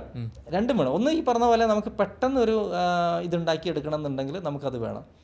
അപ്പോൾ രണ്ടും ഒരുപോലെ കൊണ്ടുപോകുന്നതാണ് നല്ലത്. പക്ഷേ അതിനൊരു സ്ട്രാറ്റജിക്കലി ഈ പറഞ്ഞ പോലെ ഒരു ബഡ്ജറ്റ് ഉണ്ടാക്കി നമുക്ക് എത്രത്തോളം പെയ്ഡ് ആഡ്സ് പിന്നെ ഫോക്കസ് ചെയ്യണം, എത്രത്തോളം ഓർഗാനിക്കലി നമ്മൾ ഫോക്കസ് ചെയ്യണം, ഇത് പ്ലാൻ ചെയ്തിട്ട് വേണം നമ്മൾ ബിസിനസ്സിൻ്റെ ഒരു മാർക്കറ്റിംഗ് പ്ലാൻ ഉണ്ടാക്കാൻ. ഇപ്പോൾ ഈ സോഷ്യൽ മീഡിയ ആക്ച്വലി SEO നല്ല രീതിക്ക് ഹെൽപ്പ് ചെയ്യുന്നുണ്ട് എന്നാണ്. അതെ, സോഷ്യൽ മീഡിയ SEO നല്ല രീതിയിൽ ഹെൽപ്പ് ചെയ്യുന്നുണ്ട്. അത് ശ്രദ്ധിച്ചു നോക്കിയാൽ അറിയാൻ പറ്റും. നമ്മളൊരു പുതിയൊരു കൺസെപ്റ്റ് കൊണ്ടുവരാണ്. ആ കൺസെപ്റ്റ് നിലവിൽ നമുക്ക് SEO ചെയ്യണോ പിന്നെ പെയ്ഡ് ആഡ് ചെയ്യണോ എന്നുള്ള ആ ഒരു, അല്ലെങ്കിൽ ഈ സോഷ്യൽ മീഡിയയിൽ ആഡ് ചെയ്യണോ, ഡിസ്പ്ലേ ആഡ്സ് ചെയ്യണോ എന്നുള്ളൊരു കൺഫ്യൂഷൻ ഉണ്ടാവും. അപ്പോൾ സ്വാഭാവികമായിട്ടും നിലവിൽ സെർച്ച് ഇല്ല എങ്കിൽ പിന്നെ സെർച്ച് എഞ്ചിൻ ആഡ് ചെയ്തിട്ട് കാര്യമില്ലല്ലോ, സെർച്ച് എഞ്ചിൻ മാർക്കറ്റിംഗ് ചെയ്തിട്ട് കാര്യമില്ല, ഗൂഗിൾ ആഡ്സ് ഒന്നും ചെയ്തിട്ട് കാര്യമില്ല. അങ്ങനെയുള്ളൊരു സിറ്റുവേഷനിൽ നമ്മൾ എന്താണ് ചെയ്യുക, സോഷ്യൽ മീഡിയയിൽ ആഡ് ചെയ്യും, ഓർഗാനിക്കായിട്ട് കണ്ടൻറ്റും ഉണ്ടാക്കും. അപ്പോൾ അങ്ങനെ ഉണ്ടാക്കുന്ന സമയത്ത് സ്വാഭാവികമായിട്ട് സംഭവിക്കുന്നത്, ഇത് ആളുകൾ കണ്ട് വരുന്ന സമയത്ത് ഇത് സ്വാഭാവികമായിട്ട് സെർച്ച് ചെയ്യാൻ തുടങ്ങും. ഒരു ചെറിയ എക്സാമ്പിൾ പറയാം. ഇപ്പം ഞാൻ വർക്ക് ചെയ്യുന്നൊരു ഇൻഡസ്ട്രിയിൽ, ഇപ്പോൾ നമ്മൾ ഹെൽത്ത് കെയറിൽ വർക്ക് ചെയ്യുമ്പോൾ ഈ പ്രഗ്നൻസി കെയർ എന്ന് പറയുന്നത് ഒരു കോവിഡിന് മുന്നേ യാതൊരു തരത്തിലും വലിയ സെർച്ച് വോളിയം ഇല്ലാത്തൊരു കീവേഡായിരുന്നു. പക്ഷെ പിന്നീട് ഇപ്പോൾ നോക്കിയാൽ മതി, ഇപ്പോൾ സോഷ്യൽ മീഡിയ കംപ്ലീറ്റ് തരംഗമാണ്. ഇപ്പോൾ ഇന്ത്യ ടുഡേ ഒരു ആർട്ടിക്കിൾ എഴുതാൻ വേണ്ടിയിട്ട് ട്രിവാൻഡ്രത്ത് വന്നിരുന്നു. ആ വന്ന സമയത്ത് അതിൻ്റെ ആൾ എന്നെ കോൺടാക്ട് ചെയ്തിരുന്നു. കാരണം വെച്ചാൽ നമ്മൾ ഈ ഒരു വെബ്സൈറ്റുമായിട്ട് ബന്ധപ്പെട്ട് കുറേ കാലമായിട്ട് വർക്ക് ചെയ്യുന്നുണ്ട്. കേരളത്തിലെ ഈ പ്രഗ്നൻസി കെയർ ക്ലിനിക്കുകളുടെ ബൂം അതെങ്ങനെയാണ് എന്ന് ശരിക്കും പഠിക്കാൻ വേണ്ടിയിട്ട് അതിൻ്റെ റിപ്പോർട്ടർ എന്നെ കോൺടാക്ട് ചെയ്തിരുന്നു. അപ്പോൾ അവരോട് സംസാരിച്ചിരുന്നു. അന്ന് കുറേ അവർക്ക് വേണ്ട സപ്പോർട്ടും കുറച്ച് ഇതൊക്കെ കൊടുക്കാൻ പറ്റിയിരുന്നു. അപ്പോൾ അന്നാണ് ഞാനും ശരിക്കും പറഞ്ഞാൽ ചിന്തിച്ചത്. പിന്നെ ഒരു കീവേഡ് റിസർച്ച് വീണ്ടും ചെയ്തപ്പോൾ പല ബ്രാൻഡുകളുടെയും പേരിൽ പ്രഗ്നൻസി കെയർ എന്ന് പറഞ്ഞിട്ടുള്ള സെർച്ചുകൾ വന്നിട്ടുണ്ട്. ഇതെല്ലാം സോഷ്യൽ മീഡിയ വഴി വന്നതാണ്. സോഷ്യൽ മീഡിയ ആണ് യഥാർത്ഥത്തിൽ ഈ ഒരു കീവേഡ് ശരിക്കും പറഞ്ഞാൽ ഇത് കൊണ്ടുവന്നത്. അപ്പോൾ നമുക്ക് ശരിക്കും പറഞ്ഞാൽ ഒരു പർട്ടിക്കുലർ ഇൻഡസ്ട്രിയിൽ ശരിക്കും പറഞ്ഞാൽ ഗൂഗിൾ സെർച്ച് ഇല്ല എങ്കിൽ നമുക്ക് സോഷ്യൽ മീഡിയ വഴി കണ്ടന്റ് ജനറേറ്റ് ചെയ്തിട്ട് നമുക്ക് സെർച്ച് അതിനകത്ത് ജനറേറ്റ് ചെയ്യാൻ പറ്റും. സ്വാഭാവികമായിട്ടും ഉണ്ടാവും, നമ്മൾ ഉണ്ടാക്കുന്നതല്ല, സ്വാഭാവികമായിട്ട് ആ ഓഡിയൻസിൻ്റെ ഇടയിൽ അതൊരു ചർച്ചാ വിഷയമാകുമ്പോൾ സെർച്ച് സ്വാഭാവികമായിട്ട് വരാനുള്ള സാധ്യതയുണ്ട്. അപ്പോൾ സോഷ്യൽ മീഡിയ ശരിക്കും പറഞ്ഞാൽ നമ്മുടെ SEOയെ ഹെൽപ്പ് ചെയ്യുന്ന ഏറ്റവും പ്രധാനപ്പെട്ട ഒരു സംഭവമാണ്. പിന്നെ അത് മാത്രമല്ല, SEOയിൽ ഇപ്പോൾ ഈ പറഞ്ഞ പോലെ ബ്രാൻഡ് മെൻഷൻസ് ഭയങ്കര ഇമ്പോർട്ടൻ്റ് ആണ്. Branded search. അപ്പോൾ ഒരു ബ്രാൻഡ് പോപ്പുലറായാൽ മാത്രമേ ബ്രാൻഡഡ് സെർച്ച് വരൂ. അപ്പോൾ ബ്രാൻഡിനെ പോപ്പുലറാക്കാൻ ഏറ്റവും നല്ല മാർഗ്ഗം എന്ന് പറയുന്നത് സോഷ്യൽ മീഡിയ ആണ്. പിന്നെ സോഷ്യൽ മീഡിയക്ക് വേറെ വലിയൊരു അഡ്വാൻറ്റേജ് കൂടിയുണ്ട്. നമ്മുടെ ഇൻഡസ്ട്രിയിലെ എക്സ്പേർട്ടുകളെ പുറം ലോകത്ത് എത്തിക്കുന്നത് സോഷ്യൽ മീഡിയ ആണ്. നമുക്ക് വെബ്സൈറ്റിലൂടെ ഫീച്ചർ ചെയ്യാം, പക്ഷേ എങ്കിൽ പോലും നമ്മുടെ ഇൻഡസ്ട്രിയിലെ ഒരു എക്സ്പേർട്ട്, ഇപ്പോൾ പല ആളുകളും ഇപ്പോൾ അത് ചെയ്തു തുടങ്ങിയിട്ടുണ്ട്, നേരത്തെ ഒന്നും ചെയ്യാറില്ല. ഇപ്പോൾ ആ സ്ഥാപനത്തിനെ വെച്ചായിരിക്കും മാർക്കറ്റ് ചെയ്യുന്നത്, പക്ഷേ സ്ഥാപനത്തിൻ്റെ പിന്നിലെ മാൻ ബിഹൈൻഡ് എ ബിസിനസ് അവരാണ് യഥാർത്ഥത്തിൽ ഇത് വർക്ക് ചെയ്യുന്നത്. അപ്പോൾ അവർ യഥാർത്ഥത്തിൽ അവരുടെ എന്താണ് അവരുടെ ഇത്, ഇപ്പോൾ ശരിക്കും പറയുകയാണെന്നുണ്ടെങ്കിൽ ഏതെങ്കിലും ഇപ്പോൾ ഒരു ക്യാൻസർ സ്പെഷ്യാലിറ്റി ഹോസ്പിറ്റലിൽ നമ്മുടെ doctor VP Gangadharan sir work ചെയ്യുന്നുണ്ടെന്നായിരിക്കാം. ആ സ്ഥാപനത്തിനേക്കാൾ വാല്യൂ ഉണ്ടാകും ഡോക്ടർ ഗംഗാധരൻ സാറിൻ്റെ വാക്കുകൾക്ക്.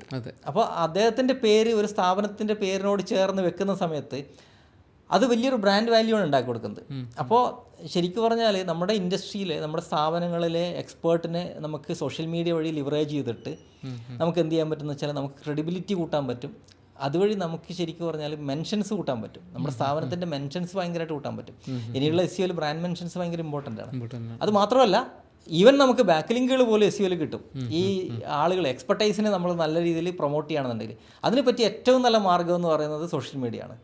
സോഷ്യൽ മീഡിയ ആ രീതിയിലേക്ക് പലരും ഉപയോഗിക്കാറില്ല.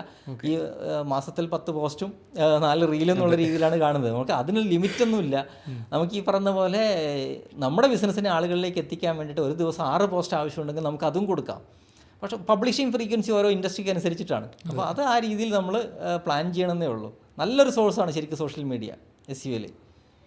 നമ്മളിപ്പോൾ ഈ അടുത്തൊരു മെയിൻ ഡൗട്ട് എന്ന് പറയുന്നത് നമുക്ക് കീവേഡുകൾ ഏറ്റവും കൂടുതൽ സെർച്ച് വോളിയമുള്ള കീവേഡ് എടുക്കുന്നതാണോ അത് സെർച്ച് വോളിയം കുറവുള്ള കീവേഡ് എടുക്കുന്നതാണോ? സ്റ്റിൽ ഇപ്പോഴും ഞാൻ കാണാറുണ്ട് ഈ SEO പാക്കേജുകൾ എടുക്കുമ്പോൾ 5 കീവേഡ് റാങ്ക് ചെയ്യുമെന്ന് പറഞ്ഞിട്ട് ഏതെങ്കിലും 5 കീവേഡ് എടുത്ത് റാങ്ക് ചെയ്തിട്ട് അവർ സെർച്ച് ചെയ്യുമ്പോൾ സെർച്ചിൽ വരുന്നുണ്ടാവും.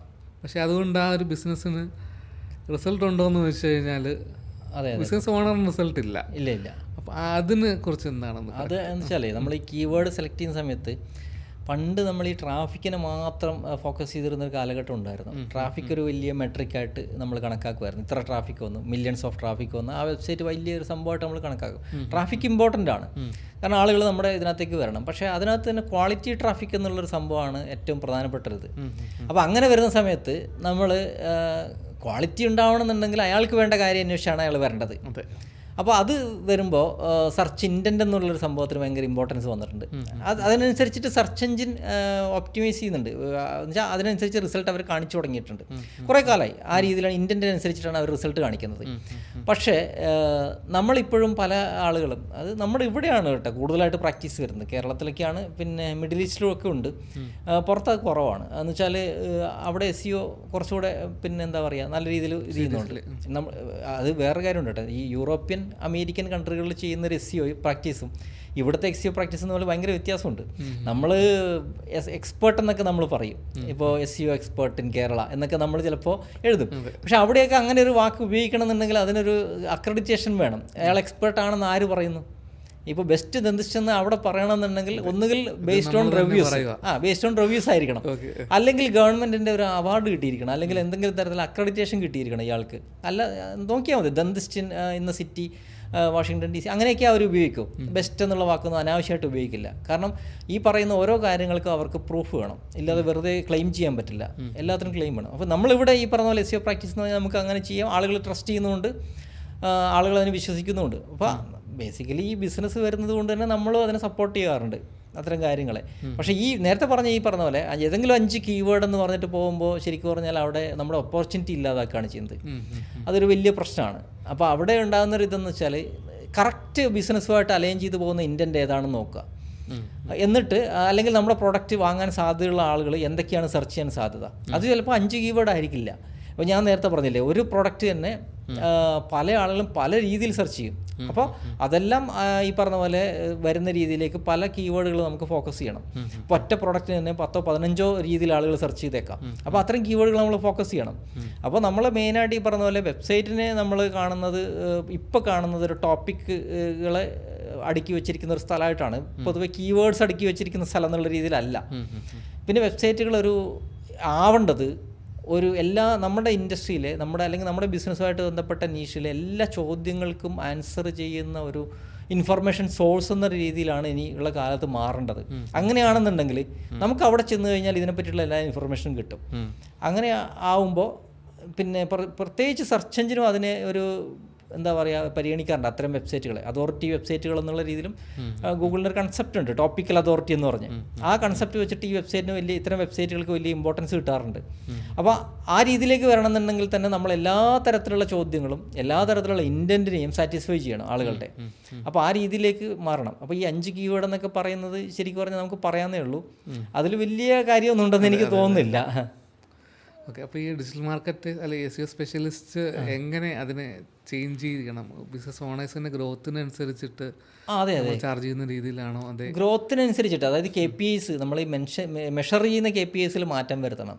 ഓക്കെ, ശരിക്ക് ഇത്ര ട്രാഫിക് കൊണ്ടുവന്നു കഴിഞ്ഞാൽ അല്ലെങ്കിൽ ഇത്ര വിസിബിലിറ്റി വന്നു കഴിഞ്ഞാൽ ഫസ്റ്റ് പൊസിഷനിൽ എത്തിച്ചേരാ എന്ന് പറയുന്ന ഒരുപാട് ആളുകളുണ്ട്.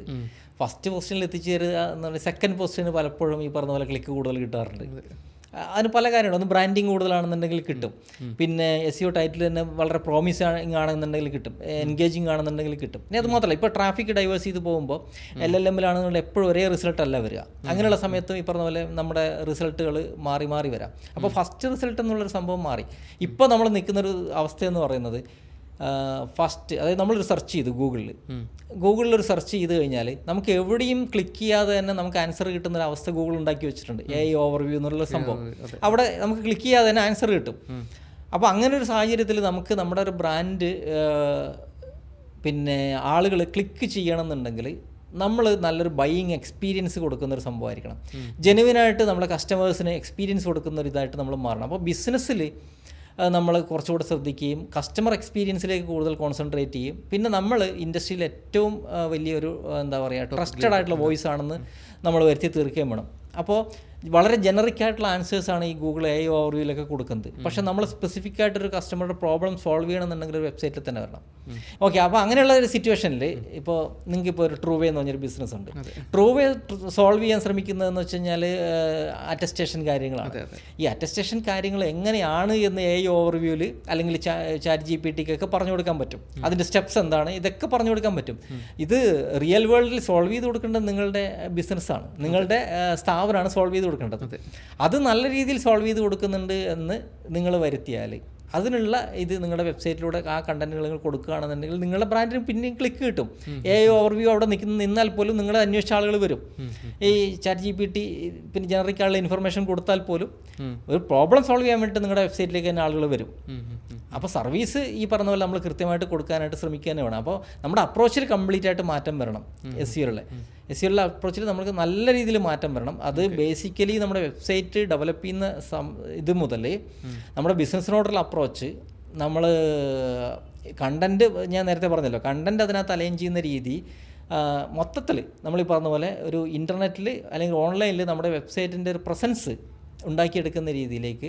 ഇനി അതിന് ചുറ്റും നമ്മൾ ഈ പറഞ്ഞ പോലെ നമ്മുടെ സോഷ്യൽ മീഡിയ അക്കൗണ്ടുകൾ, നമ്മുടെ മെൻഷൻസ്, നമ്മുടെ PR വർക്കുകൾ, ഇതിനെല്ലാം പ്ലേസ് ചെയ്യുന്നതിലും ഒക്കെ മാറ്റം വരുത്തണം. ഒരു കീവേഡിനെ ബേസ് ചെയ്തിട്ട് നമ്മൾ ഫോക്കസ് ചെയ്ത് ആ കീവേഡ് സെർച്ച് ചെയ്യുന്ന ആളുകൾ മാത്രം നമ്മുടെ വെബ്സൈറ്റിൽ വന്ന് പർച്ചേസ് ചെയ്യുന്ന ഒരു കാലഘട്ടമൊക്കെ പോയി. പല രീതികൾ, നമ്മുടെ പേര് തന്നെ സെർച്ച് ചെയ്ത് വരാം, നമ്മുടെ ബ്രാൻഡഡ് ആയിട്ടുള്ള നെയിം സെർച്ച് ചെയ്ത് വരാം, നമ്മുടെ പ്രൊഡക്റ്റ് പ്ലസ് നമ്മുടെ ബ്രാൻഡ് നെയിം സെർച്ച് ചെയ്ത് വരാം. ഇങ്ങനെയെല്ലാം സെർച്ച് ചെയ്ത് വരുന്ന ആളുകളുണ്ടാവാം. അപ്പോൾ അവരെല്ലാം സാറ്റിസ്ഫൈ ചെയ്യണമെന്നുണ്ടെങ്കിൽ നമ്മൾ ഒരു ഗോ ടു സോഴ്സായിട്ട് ബ്രാൻഡഡ് സെർച്ച്, പിന്നെ ടോപ്പിക്കൽ സെർച്ചുകൾ, അതായത് പിന്നെ നമ്മുടെ നീഷുമായിട്ട് റിലേറ്റ് ചെയ്തിട്ടുള്ള ഇൻഫർമേഷണൽ കീവേഡ്സ്, ട്രാൻസാക്ഷണൽ ആയിട്ടുള്ള വാങ്ങാനുള്ള അത്തരത്തിലുള്ള കീവേഡ്സ്, എല്ലാത്തിനെയും നമ്മൾ ഫോക്കസ് ചെയ്യണം. എന്നാൽ മാത്രമേ നമുക്ക് ഈ പറഞ്ഞ പോലെ ഒരു ഡൈവേഴ്സ് ട്രാഫിക് കൊണ്ടുവരാനായിട്ട് പറ്റൂ. അതിനെ നല്ല ഇൻറ്റൻറ്റുള്ള കീവേഡ്സിനെ നമുക്ക് ശരിക്കും പറഞ്ഞാൽ ടാർഗറ്റ് ചെയ്തിട്ട് നമുക്ക് പ്രോഫിറ്റ് ഉണ്ടാക്കിയെടുക്കാൻ പറ്റും. അപ്പോൾ മെട്രിക് സെറ്റ് ചെയ്യുന്ന സമയത്ത് നമുക്ക് സെയിൽസ് അല്ലെങ്കിൽ ഈ പറഞ്ഞ പോലെ പ്രോഫിറ്റ്, ഇതൊരു മെയിൻ മെട്രിക്കായിട്ട് തന്നെ നമ്മൾ എടുക്കണം. അതിൽ ഈ പറഞ്ഞ പോലെ വരുന്ന ലീഡുകൾ, അതിൻ്റെ ക്വാളിറ്റി, പിന്നെ ആ ലീഡ് കൺവേർഷൻ ഒരു വലിയ മെട്രിക്കായിട്ട് എടുക്കാം. ആ രീതിയിലേക്ക് നമ്മൾ പോകണം. ട്രാഫിക് എന്ന് പറയുന്നത് ഇപ്പോൾ എല്ലാവരും പറയുന്നതാണ്, അത് സാച്ചുറേറ്റഡ് ആയിട്ടുള്ള വാക്കാണ്, വാനിറ്റി മെട്രിക് ആണെന്ന് പറയുന്നുണ്ട്. അത് തീർച്ചയായിട്ടും വാനിറ്റി മെട്രിക് തന്നെയാണ്. ഇത്രത്തോളം ട്രാഫിക് വന്നു എന്നുള്ളതുകൊണ്ട് പ്രത്യേകിച്ച് ഗുണമൊന്നുമില്ല. ഒരു എക്സാമ്പിൾ പറയാം, ഇപ്പോൾ ഡിജിറ്റൽ മാർക്കറ്റിംഗ് സ്കിൽസ് എന്നുള്ളൊരു ഇതിന് 70,000 സെർച്ച് വോളിയം ഉണ്ട് വിചാരിക്കാം. How to learn digital marketing എന്നുള്ളതിനൊരു 1000 സെർച്ച് വോളിയം ഉള്ളൂ. പക്ഷേ ഈ സെർച്ച് ചെയ്യുന്ന 1000 പേരും പഠിക്കാൻ ആഗ്രഹമുള്ളവരാണ്. മറ്റവർ പല രീതിയിലായിരിക്കാം. അപ്പോൾ ഹാക്കിംഗ് സ്കിൽ എന്ന് പറയുന്ന സമയത്ത് 2 ലക്ഷം സെർച്ച് വോളിയം ഉണ്ട് ഹാക്കിംഗ് സ്കില്ല്. പക്ഷേ how to learn ethical hacking എന്ന് പറയുമ്പോൾ 2000 ഉള്ളെങ്കിൽ പോലും ആ 2000 പഠിക്കാൻ താല്പര്യമുള്ളവരാണ്. മറ്റേ ഹാക്കിംഗ് സ്കിൽ എന്ന് പറയുമ്പോൾ ഈ പറഞ്ഞ പോലെ പഴയ കാലത്ത് നമ്മളെ തേച്ചിട്ട് പോയ കാമുകിയുടെ വാട്സാപ്പ് ഹാക്ക് ചെയ്യാൻ വേണ്ടി എങ്ങനെയെങ്കിലും 2 ട്രിക്ക് അറിയാൻ എന്നുള്ള രീതിയിലൊക്കെ അന്വേഷിച്ച് വരുന്നവരായിരിക്കാം അത്. പക്ഷെ മറ്റേതല്ല, ശരിക്കും എത്തിക്കൽ ഹാക്കിംഗ് ഒരു ഇൻസ്റ്റിറ്റ്യൂട്ടിൽ പഠിക്കണം എന്ന് ആഗ്രഹമുള്ളവരായിരിക്കും എങ്ങനെ പഠിക്കാം എന്ന് സെർച്ച് ചെയ്തിട്ട് വരുന്നത്. അപ്പോൾ ആ രീതിയിലുള്ള കീവേഡ്സ് കണ്ടുപിടിച്ചിട്ട് ഫോക്കസ് ചെയ്തിട്ട് വേണം നമ്മൾ മുന്നോട്ട് പോകാനായിട്ട്. അല്ലെങ്കിൽ ഈ പറഞ്ഞ പോലെ കുറേ ആളുകൾ കൂടും, നമ്മൾ പൂരത്തിൻ്റെ ഇടയിൽ സ്റ്റാൾട്ട് അവസ്ഥയാവും. ആളുണ്ടാവും, അവസാനം നമ്മൾ പിന്നെ പെട്ടി തുറന്നു നോക്കുമ്പോൾ അതിനകത്ത് കച്ചവടമൊന്നും ഉണ്ടാവില്ല. നമ്മൾ 2 ദിവസം അവിടെ നിന്നതും പിന്നെ കാല് കഴിച്ചതും മാത്രമേ മിച്ചം ഉണ്ടാവും. നമുക്ക് ഏതൊക്കെ മെട്രിക്സ് ബിസിനസ് ഓണേഴ്സ് ഈ മാർക്കറ്റേഴ്സിന് ചോദിച്ചു വാങ്ങണം? മെട്രിക്സ് മെയിനായിട്ട് ഈ പറഞ്ഞ പോലെ കൺവേർഷൻ ഓറിയൻറ്റഡ് ആയിട്ട് തന്നെ നമ്മൾ ചിന്തിക്കണം. അതായത് ട്രാഫിക്ക് നമുക്കൊരു മെട്രിക്സ് ആയിട്ട് കാണാം, പക്ഷേ ക്വാളിറ്റി ട്രാഫിക്ക് നമ്മൾ കൺസിഡർ ചെയ്യുകയാണെന്നുണ്ടെങ്കിൽ, പിന്നെ അതുപോലെ തന്നെ നമ്മുടെ ഓരോ പേജിൽ സ്പെൻഡ് ചെയ്യുന്ന ടൈം നമുക്ക് ഇമ്പോർട്ടൻ്റ് ആണ്. ഇപ്പോൾ ഇ-കൊമേഴ്സ് വെബ്സൈറ്റിനൊക്കെ ആണെന്നുണ്ടെങ്കിൽ അത് ഇമ്പോർട്ടൻ്റ് ആണ്. ഞാൻ വളരെ ബേസിക്കായിട്ട് പറഞ്ഞു കേട്ടോ. Even bounce rate, dual time, ഇതൊക്കെ ഇപ്പോഴും ഇമ്പോർട്ടൻ്റ് തന്നെയാണ്, എത്ര സമയം സ്പെൻഡ് ചെയ്യുന്നുള്ളത്. പക്ഷേ ഇനി ഓവർവ്യൂ വരുന്ന സമയത്ത് നമ്മുടെ ആ സെഷൻ ടൈം കുറയും സാധ്യതയുണ്ട്. ഇപ്പോൾ നമ്മുടെ ഒരു കണ്ടൻറ്റ് കൺസ്യൂം ചെയ്യുന്ന രീതി വെച്ചിട്ട് സെഷൻ ടൈം കുറഞ്ഞു വരാനുള്ള സാധ്യതയുണ്ട്. പിന്നെ അതുമാത്രമല്ല, ഞാൻ നേരത്തെ പറഞ്ഞില്ല, അതായത് സോഷ്യൽ മീഡിയയിൽ നിന്ന് വരുന്ന ട്രാഫിക്കിൻ്റെ എണ്ണം കൂടുന്നുണ്ട്, ബ്രാൻഡഡ് ട്രാഫിക്കിൻ്റെ എണ്ണം കൂടുന്നുണ്ട്. അപ്പോൾ നമ്മളെപ്പറ്റി നേരത്തെ എവിടെയൊക്കെയോ അറിഞ്ഞിട്ട് വരുന്ന ആളുകൾ, അവർ നമ്മുടെ വെബ്സൈറ്റിൽ വന്നിട്ട് ഡിസിഷൻ എടുക്കുന്നത് ഫാസ്റ്റ് ആയിരിക്കും. അപ്പോൾ സെഷൻ ടൈം അല്ലെങ്കിൽ ഈ പറഞ്ഞ പോലെ ഡെൽ ടൈം കുറവായിരിക്കും.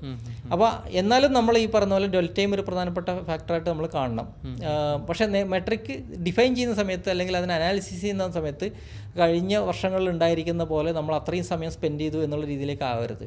അപ്പോൾ ഇ-കൊമേഴ്സ് വെബ്സൈറ്റുകളിലേക്ക് കാര്യത്തിലാണെങ്കിൽ റിട്ടേണിംഗ് വിസിറ്റേഴ്സ് അതൊരു പിന്നെ ഇതായിട്ട് നമുക്ക് ഒരു മെട്രിക്ക് നമുക്ക് നോക്കാം. എല്ലാ ബിസിനസ്സിനും അല്ല കേട്ടോ. ചില ബിസിനസ്സുകൾക്ക് ഒറ്റ പ്രൊഡക്റ്റ് ജീവിതത്തിൽ ഒരു തവണ മാത്രം വാങ്ങുന്ന പ്രൊഡക്റ്റിനെയും റിട്ടേണിംഗ് വിസിറ്റർ ആവശ്യമില്ല. ശവപ്പെട്ടിയൊക്കെ നമ്മൾ എല്ലാ ദിവസവും പോയി വാങ്ങുന്നതല്ല. അപ്പോൾ അത് പല ഈ പറഞ്ഞ പോലെ ജീവിതത്തിൽ നമ്മളൊക്കെ ഏതെങ്കിലും ഒരു ദിവസമൊക്കെ വാങ്ങിച്ചിട്ടോ അല്ലെങ്കിൽ റീത്തന്ന് എല്ലാ ദിവസവും വാങ്ങുന്നതല്ല. ഞാൻ ജസ്റ്റ് ഒരു എക്സാമ്പിൾ പറഞ്ഞെന്ന് മാത്രമേ ഉള്ളൂ, ആളുകൾക്ക് പെട്ടെന്ന് മനസ്സിലാവാൻ വേണ്ടി. അപ്പോൾ അതുപോലുള്ള ബിസിനസ്സുകളും ഉണ്ട്. അപ്പോൾ അവർ ഈ പറഞ്ഞ പോലെ മെട്രിക്കുകൾ ബിസിനസ്സിനനുസരിച്ചിട്ട് മാറിക്കൊണ്ടേയിരിക്കും. അപ്പോൾ എന്നാലും ബേസിക്കലി ഇത്തരം കാര്യങ്ങളൊക്കെ നോക്കുന്നതാണ്. പിന്നെ ഈ പറഞ്ഞ പോലെ sales, number of sales, conversion, ഈ പറഞ്ഞ പോലെ കസ്റ്റമർ അക്വിസിഷൻ കോസ്റ്റ്, അത് പെയ്ഡിലാണെങ്കിൽ കസ്റ്റമർ അക്വിസിഷൻ കോസ്റ്റ് നമുക്ക് ഓർഗാനിക്കലും അത് സെറ്റ് ചെയ്തെടുക്കുന്ന പ്രശ്നമില്ല. നമുക്ക് ഒരു പ്രോസസ്സായിട്ട് നമ്മൾ ഇത്ര സ്പെൻഡ് ചെയ്തു, ഇത്ര ട്രാഫിക് വന്നു, നമുക്ക് ഈ പറഞ്ഞ പോലെ ഒരു കോസ്റ്റ് പെർ അക്വിസിഷൻ നമുക്ക് വേണമെന്നുണ്ടെങ്കിൽ എടുക്കാം, അല്ലെ അത് നമുക്ക് നോക്കാം, ആ രീതിയിലേക്ക് സെറ്റ് ചെയ്യാം. അപ്പോൾ അതെല്ലാം ഒരു മെട്രിക്കായിട്ട് വെക്കാം. മെയിനായിട്ട് ഈ പറഞ്ഞ പോലെ തന്നെ നമ്മുടെ ഒരു അൾട്ടിമേറ്റ് ലക്ഷ്യം എന്ന് പറയുന്നത് പ്രോഫിറ്റാണ്. അതായത് എത്ര സെയിൽസ് നടന്നു, എത്ര കൺവേർഷൻ നടന്നു, അല്ലെങ്കിൽ സൈനപ്പ് നമ്മൾ എന്താണോ ഉദ്ദേശിക്കുന്നത്, സൈനപ്പാണോ ഈവൻ ലാൻഡിംഗ് പേജ് വ്യൂ ആണ് ഉദ്ദേശിക്കുന്നതിൽ അതൊരു മെട്രിക്കായിട്ട് നമുക്ക് വെക്കാം. നെക്സ്റ്റ് പിന്നീട് ഈ പറഞ്ഞ പോലെ ആ ലാൻഡിംഗ് പേജ് വ്യൂവിൽ നിന്ന് പിന്നീട് നെക്സ്റ്റ് നമ്മൾ എന്താണ് ജനറേറ്റ് ചെയ്യാൻ ഉദ്ദേശിക്കുന്നത് വെച്ചാൽ അതിലേക്ക് പിന്നെ നമ്മൾ ആ മെട്രിക്ക് വെച്ചിട്ട് പിന്നെ നമ്മൾ അപ്ഗ്രേഡ് ചെയ്യണം, അല്ലെങ്കിൽ സ്കെയിൽ ചെയ്ത് പോകണം. അപ്പോൾ അത്തരത്തിലുള്ള മെട്രിക് ഓരോ ബിസിനസ്സിനും വ്യത്യാസമാണ്. നമുക്ക് ജനറലി ഇങ്ങനെ പറഞ്ഞു പോകാൻ പറ്റില്ല. അപ്പോൾ ഒരു ബിസിനസ് വെക്കുമ്പോഴായിരിക്കും നമുക്കത് പറയാൻ പറ്റുന്നത്. ഇപ്പോൾ ഈവൻ ഒരു എന്താ പറയുക, ഒരു ആപ്പ് ആണ് നമ്മൾ മാർക്കറ്റ് ചെയ്യുന്നതെങ്കിൽ ആപ്പ് ഡൗൺലോഡ് തന്നെയാണ് അതിൻ്റെ അൾട്ടിമേറ്റ് ആയിട്ട് നമ്മൾ കൺസിഡർ ചെയ്യേണ്ട മെട്രിക് എന്ന് പറയുന്നത്, എത്ര നമ്പർ ഓഫ് ഡൗൺലോഡ്സ് വന്നു എന്നുള്ളത്. അപ്പോൾ അത് തന്നെ അതായിരിക്കും വരുന്നത്. ഇപ്പോൾ അതിന് നമ്മൾ ഈ പറഞ്ഞ പോലെ ഇനീഷ്യൽ സ്റ്റേജിൽ നമ്മൾ കണ്ടൻറ് മാർക്കറ്റിംഗ് ചെയ്യുന്നുണ്ടെങ്കിൽ നമ്മുടെ ന്യൂസ് ലെറ്റേഴ്സ് എത്ര പേര് സൈനപ്പ് ചെയ്തു എന്നുള്ളത് ഇനീഷ്യലി കൺസിഡർ ചെയ്യാവുന്ന ഒരു മെട്രിക്കാണ്. പക്ഷേ അൾട്ടിമേറ്റ് ആയിട്ട് വരുന്ന മെട്രിക് എന്ന് പറയുന്നത് തന്നെയാണ് ആപ്പ് എത്ര പേര് ഡൗൺലോഡ് ചെയ്തു എന്നുള്ളതാണ്. അതിൽ തന്നെ പിന്നെ ആപ്പിൽ അറിയാലോ, ആപ്പിൽ ഈ പറഞ്ഞ പോലെ പെയ്ഡ് കൊണ്ട് ഫ്രീ പ്ലാനുണ്ട്. ഫ്രീ പ്ലാനിൽ നിന്ന് പിന്നെ പെയ്ഡ് പ്ലാനിലേക്ക് എത്ര പേര് പോയി, അപ്പോൾ അതും നമ്മൾ ഈ പറഞ്ഞ പോലെ നമുക്ക് കൺസിഡർ ചെയ്യാവുന്നൊരു സംഭവമാണ്. അങ്ങനെ എത്ര പേര് പോയി. അപ്പോൾ ഈ പല ടൈപ്പ് ഓഫ് മെട്രിക് നമുക്ക് വെക്കാം. പിന്നെ ഈ ബിസിനസ് ഓണേഴ്സിന് ഒരു ഓർഗാനിക് ചെയ്യാൻ കുറച്ച് ടൈം എടുക്കുന്ന ഒരു പ്രോസസ്സാണല്ലോ. അതെ അതെ. അവർക്ക് പലർക്കും അറിയില്ല ഇത് എത്ര ടൈം ആണ് കൊടുക്കേണ്ടത്, എത്ര ടൈം എടുക്കുമെന്ന്. അതെ അതെ, ആ ഒരു ക്ലാരിറ്റി അത് ഈ പറഞ്ഞ പോലെ ഡിപ്പെൻസ് ഓൺ ദ ഇൻഡസ്ട്രിയാണ് യഥാർത്ഥത്തിൽ. ശരിക്കും നമുക്ക് അങ്ങനെ ഒരു ടൈമൊന്നുമില്ല. പല ആളുകൾ SEO ചെയ്യാൻ 6 മാസം എടുക്കുമെന്ന് പറയും. ഒട്ടും സെർച്ച് വോളിയം ഇല്ലാത്ത, ഒട്ടും കോമ്പറ്റീഷൻ ഇല്ലാത്ത, സെർച്ച് വോളിയം ഇല്ലാത്ത കോമ്പറ്റീഷൻ ഇല്ലാത്ത ചില ഫീൽഡുകൾ ഇപ്പോഴും ഉണ്ട്. ആ ഫീൽഡുകളിൽ ഇന്ന് നമ്മളൊരു നല്ല കണ്ടൻറ്റ് എഴുതിയിട്ട് അത് ഗൂഗിൾ ഇൻഡെക്സ് ചെയ്യുകയാണെന്നുണ്ടെങ്കിൽ, അല്ലെങ്കിൽ സെർച്ച് എഞ്ചിൻ ഇൻഡെക്സ് ചെയ്യുകയാണെന്നുണ്ടെങ്കിൽ അത് നാളെ തന്നെ റാങ്ക് ചെയ്ത് വരും. ഈവൻ നല്ല കോമ്പറ്റീഷനുള്ള ഫീൽഡുകളിൽ പോലും ആരും ആൻസർ ചെയ്യാത്ത ഇൻറ്റൻറ്റുള്ള ചില ക്വസ്റ്റ്യൻസ് ഒക്കെ ഉണ്ട് ഇപ്പോഴും നമുക്ക് കണ്ടുപിടിക്കാൻ പറ്റും. അതൊക്കെയാണ് SEOസിൻ്റെ ഒരു ഗോൾഡ് മൈൻ എന്ന് പറയുന്നത്. അതൊക്കെ ആയിരിക്കണം എന്ന് വെച്ചാൽ ആരും ആൻസർ ചെയ്യാത്ത ഇൻറ്റൻറ്റുള്ള കുറേയധികം കീവേഡ്സ് ഇപ്പോഴും ഉണ്ട്, അൺആൻസേർഡ് ആയിട്ടുള്ള ഇൻറ്റൻറ്റുകൾ എന്നാണ് പറയുക. അത്തരം കീവേഡുകൾ കണ്ടുപിടിക്കുകയാണെന്നുണ്ടെങ്കിൽ നമുക്ക് കുറച്ചുകൂടെ ഫാസ്റ്റ് ആക്കാൻ പറ്റും. പക്ഷേ കോമ്പറ്റീഷനുള്ള കീവേഡുകളിൽ ഈ പറയുമ്പോൾ ഒരു പ്രശ്നം എന്ന് പറയുന്നത് നമ്മുടെ വെബ്സൈറ്റിനെ ഒരു ടോപ്പിക്കൽ അതോറിറ്റിയാക്കി മാറ്റാനായിട്ട് മിനിമം ടൈം എടുക്കും എന്തായാലും. അതായത് ഗൂഗിൾ ഒരു വെബ്സൈറ്റിനെ ട്രസ്റ്റ് ചെയ്യണം, അതിന് ഗൂഗിളിന് പാസ്റ്റ് ഡാറ്റ ആവശ്യമാണ്, ഹിസ്റ്റോറിക്കൽ ഡാറ്റ ആവശ്യമാണ്. അപ്പോൾ ഒരു ഹിസ്റ്റോറിക്കൽ ഡാറ്റ ഇല്ലാത്തൊരു വെബ്സൈറ്റിന് ഗൂഗിളിന് ട്രസ്റ്റ് ചെയ്യാനായിട്ട് ബുദ്ധിമുട്ട് വരും.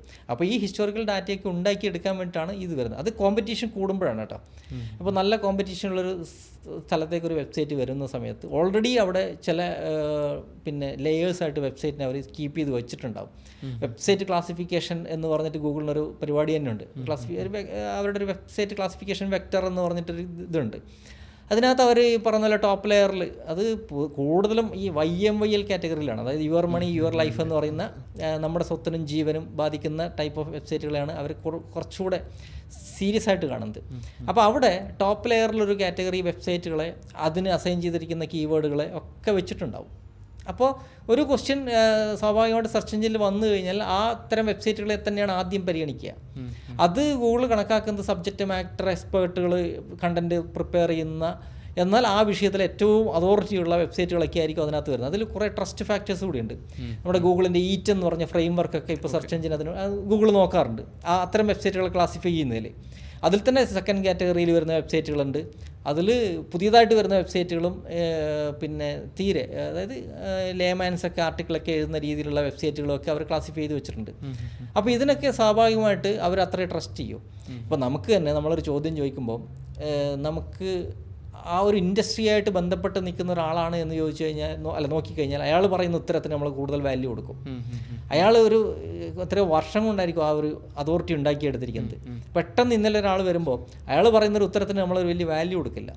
അപ്പോൾ ഈ ഹിസ്റ്റോറിക്കൽ ഡാറ്റ കുറച്ച് ഇമ്പോർട്ടൻ്റ് ആണ്. അതുകൊണ്ടാണ് നമ്മൾ പറയുന്നത് ഒരു സമയം വേണമെന്നുള്ളത്.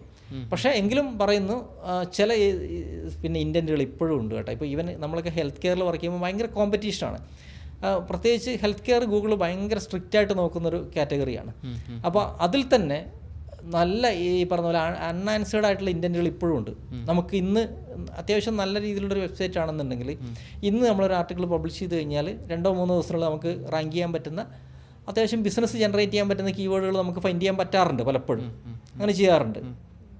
അപ്പോൾ അത് ഡിപ്പെൻസ് ആണ്. പക്ഷേ എങ്കിലും ഇതിനൊരു പ്രോസസ്സിനൊരു ടൈം എടുക്കും മിനിമം. ഈ പറയുന്നത് അതുകൊണ്ടാണ് ഒരു മിനിമം ടൈം 6 months 3 months എന്നൊക്കെ പറഞ്ഞത്. 3 months കൊണ്ടൊന്നും നമുക്കിപ്പോൾ ഒന്നും ചെയ്യാൻ പറ്റില്ല. കാരണം നമ്മൾ നല്ല രീതിയിലൊരു കണ്ടൻറ്റ് പ്ലാൻ ചെയ്തൊരു വെബ്സൈറ്റ് എക്സിക്യൂട്ട് ചെയ്ത് വരുമ്പോഴേക്ക് തന്നെ ഒരു 3 മാസമെങ്കിലും എടുക്കും. പിന്നെ ഇതിൻ്റെ ഒരു ഒപ്റ്റിമൈസേഷനിലേക്ക് പോകുമ്പോൾ അടുത്തൊരു 3 മാസം എടുക്കും. അതുകൊണ്ട് മിനിമം ഒരു 6 മാസമെങ്കിലും ഇല്ലാതെ നമുക്ക് പ്രാക്ടിക്കലി നമുക്ക് പറയാൻ പറ്റില്ല. പക്ഷേ തിയററ്റിക്കലി നമ്മൾ പറയുന്ന സമയത്ത് ഗൂഗിളിന് അതിൻ്റെ സ്കോറിംഗ് എന്നാണ് പറയാം. ഒട്ടും ആരും ഇപ്പോൾ ഒരാൾ മാത്രമേ ഓടാനുള്ളൂ അയാൾ തന്നെ ഫസ്റ്റ്, അയാൾ 1 മണിക്കൂർ എടുത്ത് ഓടി ഒന്നാമത് എത്തിയാലും അയാൾ തന്നെ ഫസ്റ്റ്.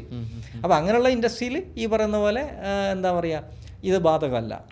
അതാണ് എൻ്റെ ഒരു കാര്യം. ഓക്കെ, ഇപ്പോൾ ഈ SEO പാഷനായിട്ട് വരുന്ന കുട്ടികളുണ്ട്, അപ്പോൾ അവർ എങ്ങനെ പഠിച്ചു തുടങ്ങണം? SEO പഠിച്ചു തുടങ്ങുമ്പോൾ അവർ ആദ്യം മനസ്സിലാക്കേണ്ട ഒരു സംഭവം എന്ന് വെച്ചാൽ ബിസിനസ് പഠിക്കാൻ തന്നെ വേണം. ബിസിനസ് പഠിക്കണം, കണ്ടൻറ്റിനെ മനസ്സിലാക്കണം, പിന്നെ റിയൽ വേൾഡിനെ ശരിക്കും മനസ്സിലാക്കണം.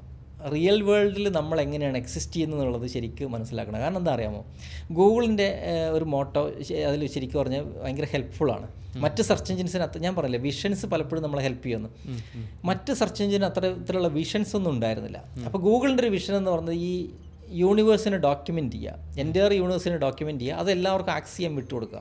അതിനവർ സ്വീകരിക്കുന്ന ഒരു പരിപാടി എന്ന് പറഞ്ഞാൽ ഈ ഡോക്യുമെൻറ്റിനെ ഡോക്യുമെൻറ്റ് ചെയ്യുന്നത്, ഈ യൂണിവേഴ്സിനെ അവർ ഡോക്യുമെൻ്റ് ചെയ്യുന്നത് ഓണ്ടോളജി ആൻഡ് ടാക്സോണമി എന്ന് പറഞ്ഞിട്ടാണ്. അതായത് ഒരു ഫയൽസായിട്ടും അത് തമ്മിലുള്ള റിലേഷൻസുമായിട്ടാണ് അവർ കണക്ട് ചെയ്ത് വെച്ചിരിക്കുന്നത്.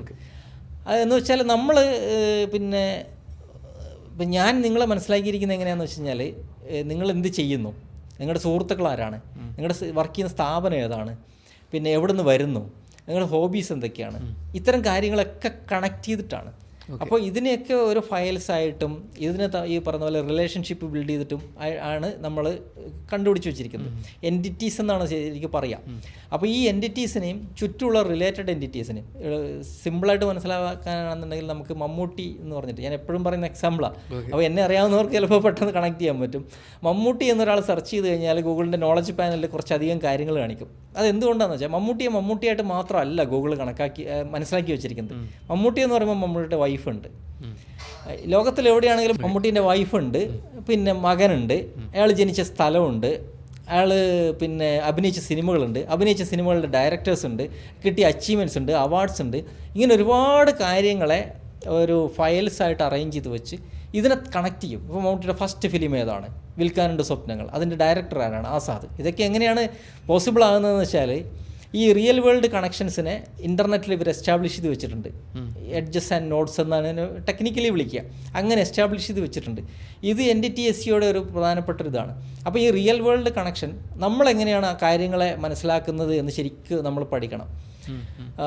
ഇനിയും അങ്ങോട്ട് നമ്മളെ കുറേയധികം ഹെൽപ്പ് ചെയ്യും കേട്ടോ. കാരണം എന്ന് വെച്ചാൽ ഏറ്റവും അഡ്വാൻസ്ഡ് ആയിട്ടുള്ള ന്യൂറൽ സെർച്ചൊക്കെ പിന്നെ ഇതുണ്ട്. അതായത് ന്യൂറൽ സെർച്ച് എന്ന് പറഞ്ഞാൽ ശരിക്കും പറഞ്ഞാൽ കീവേഡ്സ് ഒന്നും വേണ്ട.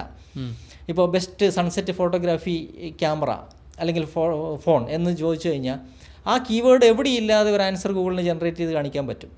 നമ്മൾ ചിന്തിക്കുന്ന അതേപോലെ മനുഷ്യൻ്റെ തലച്ചോറിലെ ന്യൂറോൺസ് എങ്ങനെയാണ് ചിന്തിക്കുന്നത് എന്ന് ചിന്തിച്ചിട്ട്, അതായത് അതേപോലെ നമ്മൾ ഇപ്പോൾ പുറത്തോട്ട് ഇറങ്ങി നടക്കുന്ന സമയത്ത് ഒരുപാട് ലക്ഷക്കണക്കിന് ഇമേജുകൾ നമ്മുടെ തലച്ചോറിൽ സ്റ്റോർ ആകുന്നുണ്ട്. കുറേ ഓൾഫാക്ടറി സിഗ്നൽസ്, അതായത് മണങ്ങൾ, പിന്നെ കേൾക്കുന്ന സൗണ്ടുകൾ പലതും നമുക്ക് ഇത് ചെയ്യുന്നുണ്ട്. അപ്പോൾ സിമിലറായിട്ടൊരു മണം വന്നു കഴിഞ്ഞാൽ നമ്മൾ പെട്ടെന്ന് കണ്ണ് കെട്ടിട്ടാണ് ഒരു സ്ഥലത്ത് കൊണ്ടു നിർത്തിയാലും പറയും ഇത് ഇന്ന പ്ലേസ് ആണെന്ന് പറയും. ചിലപ്പോൾ നമുക്കൊരു പർട്ടിക്കുലർ മണം വന്നു കഴിഞ്ഞാൽ നമ്മൾ പറയും ഇത് ഇന്ന അമ്പലമാണെന്നൊക്കെ പറയുമല്ലോ, അല്ലെങ്കിൽ ഇന്ന ചർച്ചാണ്. കാരണം എന്ന് വെച്ചാൽ നമ്മൾ സ്ഥിരമായിട്ട് പോകുന്ന ഒരു സ്ഥലമാണെന്നുണ്ടെങ്കിൽ നമുക്ക് ചിലപ്പോൾ ആ ഒരു ഇത് കിട്ടും. ചില കഫേയിൽ നമ്മൾ പോയി കഴിഞ്ഞാൽ ആ മണം നമ്മുടെ ഉള്ളിൽ സ്റ്റോർ ചെയ്ത് വെച്ചിട്ടുണ്ടാകും. നമ്മളെ കണ്ണ് കെട്ടി അവിടെ കൊണ്ടിറക്കിയാലും നമുക്ക് പറയാൻ പറ്റും. ഈ രീതിയിലേക്ക് എന്താ പറയുക, ന്യൂറൽ സെർച്ച് എന്നുള്ള രീതിയിലേക്ക് ഗൂഗിളും വളരുന്നുണ്ട്. ഗൂഗിൾ മാത്രമല്ല എല്ലാ സെർച്ച് എഞ്ചിനുകളും വളരുന്നുണ്ട്. ഗൂഗിൾ വളരെ അഡ്വാൻസ്ഡ് ആയിട്ട് വളർന്നിട്ടുണ്ട്. ഇപ്പോൾ LLMകൾ വരുമ്പോൾ അവരും ആ രീതിയിലേക്ക് മാറും. അപ്പോൾ ആ സമയത്ത് നമ്മൾ മനസ്സിലാക്കേണ്ടതെന്ന് വെച്ചാൽ നമ്മുടെ ഈ റിയൽ വേൾഡ് എങ്ങനെയാണ് വർക്ക് ചെയ്യുന്നത് നമ്മൾ കറക്റ്റായിട്ട് മനസ്സിലാക്കണം. ഇപ്പോൾ നമുക്കൊരു പൂച്ചയുണ്ട്. ആ പൂച്ചയുടെ കുറേ ഇമേജസ് നമ്മുടെ തലച്ചോറിൽ ജനറേറ്റ് ആയിട്ടുണ്ടാകും. ഇതിനൊരു ദിവസം കളഞ്ഞു പോയി. ഒരു 100 പൂച്ചയുള്ളൊരു സ്ഥലത്ത് വെച്ച് നമ്മൾ പെട്ടെന്ന് ഇതിനെ കാണുമ്പോൾ നമ്മൾ ഐഡൻറ്റിഫൈ ചെയ്യും. ഇതൊക്കെയാണ് ഇപ്പോൾ ഈ ഇമേജ് സെർച്ചിലൊക്കെ ശരിക്കും വരുന്നത്.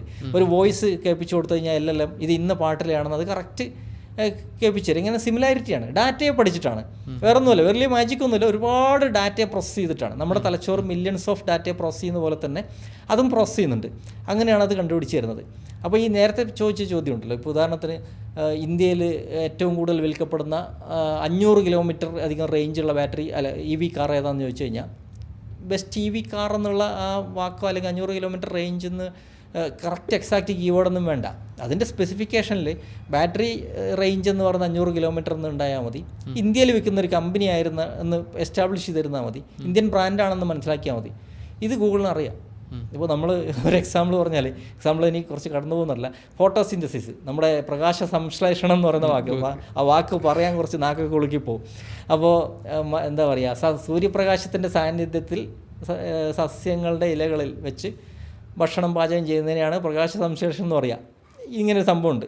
അപ്പോൾ എന്താണ് പ്രകാശ സംശ്ലേഷണം എന്ന് ഒരാൾ ചോദിച്ചു കഴിഞ്ഞാൽ, ശരിക്കും പറഞ്ഞാൽ അതിൻ്റെ ആൻസർ ഇത്രയേ ഉള്ളൂ: സൂര്യപ്രകാശത്തിൻ്റെ സാന്നിധ്യത്തിൽ സസ്യങ്ങൾ ഇലകളിൽ വെച്ച് ഭക്ഷണം പാചകം ചെയ്യുന്ന രീതി. ഇത്രയും മതി. ആ പ്രകാശ സംശ്ലേഷണം എന്നുള്ള വാക്കവിടെ വേണ്ട. കാരണം അറിയാം, കൺസെപ്റ്റ് ഇതാണെങ്കിൽ അതിൻ്റെ ആൻസർ ഈ കൺസെപ്റ്റ് ആണെന്ന് അറിയാം. ഗൂഗിളിനും അറിയാം, നമുക്കും അറിയാം അത്, അല്ലേ? അപ്പോൾ ആ രീതിയിലേക്ക് നമ്മൾ സെർച്ച് മാറുന്നുണ്ട്. അപ്പോൾ അതുകൊണ്ട് SEO പഠിച്ചു തുടങ്ങുന്ന ആൾ നേരത്തെയുള്ള അപ്രോച്ച് ഒന്ന് മാറണം. അതായത് കീവേഡ് സെൻട്രിക് ആണ് നമ്മുടെ SEO എന്നുള്ളതെന്ന് പൂർണ്ണമായിട്ട് മാറണം. എങ്ങനെയാണ് മനുഷ്യൻ ആൻസർ കണ്ടെത്താൻ ശ്രമിക്കുന്നത്, എങ്ങനെയാണ് നമ്മൾ കാര്യങ്ങൾ സ്റ്റോർ ചെയ്ത് വെക്കുന്നത്, നമ്മളെങ്ങനെയാണ് കാര്യങ്ങൾ റീവൈൻഡ് ചെയ്തെടുക്കാൻ ശ്രമിക്കുന്നത്, ഇതെല്ലാം ശരിക്കും പഠിക്കണം. പഠിച്ചതിന് ശേഷം മാത്രമേ നമുക്ക് പോയിട്ട് കാര്യമില്ല. പിന്നെ നമ്മൾ വേണ്ടതെന്ന് വെച്ചാൽ റിയൽ വേൾഡിൽ ഈ പറഞ്ഞ പോലെ മാർക്കറ്റിംഗ് എങ്ങനെയാണ് വർക്ക് ചെയ്യുന്നത് എന്നുള്ളത് കറക്റ്റായിട്ട് പഠിക്കണം. നമ്മുടെ പല ആളുകളും ഈ മാർക്കറ്റിംഗ് പഠിക്കാറേ ഇല്ല. SEO പഠിക്കുന്നവർ മാർക്കറ്റിംഗ് എന്നുള്ള സംഭവത്തിനെക്കുറിച്ച് ചിന്തിക്കാറില്ല. എങ്ങനെ ടെക്നിക്കലി നമ്മൾ വിസിബിലിറ്റി കൂട്ടണമെന്നേ ചിന്തിക്കാറുള്ളൂ.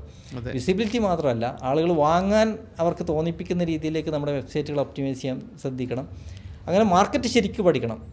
ശരിക്കും ആളുകൾ വാങ്ങുന്നത് ഈ പറഞ്ഞ പോലെ എല്ലാ വിസിബിലിറ്റി, ഇപ്പോൾ ഒരു സംഭവം നമ്മുടെ കൺമുന്നിൽ വന്നു പെട്ടു, നമുക്കത് ഇഷ്ടപ്പെടണമെന്നില്ല, നമ്മളത് വാങ്ങണമെന്നുമില്ല. വാങ്ങണമെന്നുണ്ടെങ്കിൽ മറ്റു ഒരുപാട് ഫാക്ടേഴ്സ് ഉണ്ട്. അപ്പോൾ ഇതെല്ലാം മാർക്കറ്റിംഗ് ശരിക്കും പഠിക്കണം. ഈ SEO പഠിക്കുന്നവർ സൈക്കോളജി പഠിക്കണം. എന്ത് കണ്ടൻറ്റ് ആളുകളെ ഏത് രീതിയിൽ ഇൻഫ്ലുവൻസ് ചെയ്യും എന്ന് പഠിക്കണം. അതൊക്കെ ശരിക്കും നല്ലതാണ് യഥാർത്ഥത്തിൽ ആ രീതിയിലേക്ക് പഠിക്കുന്നത്.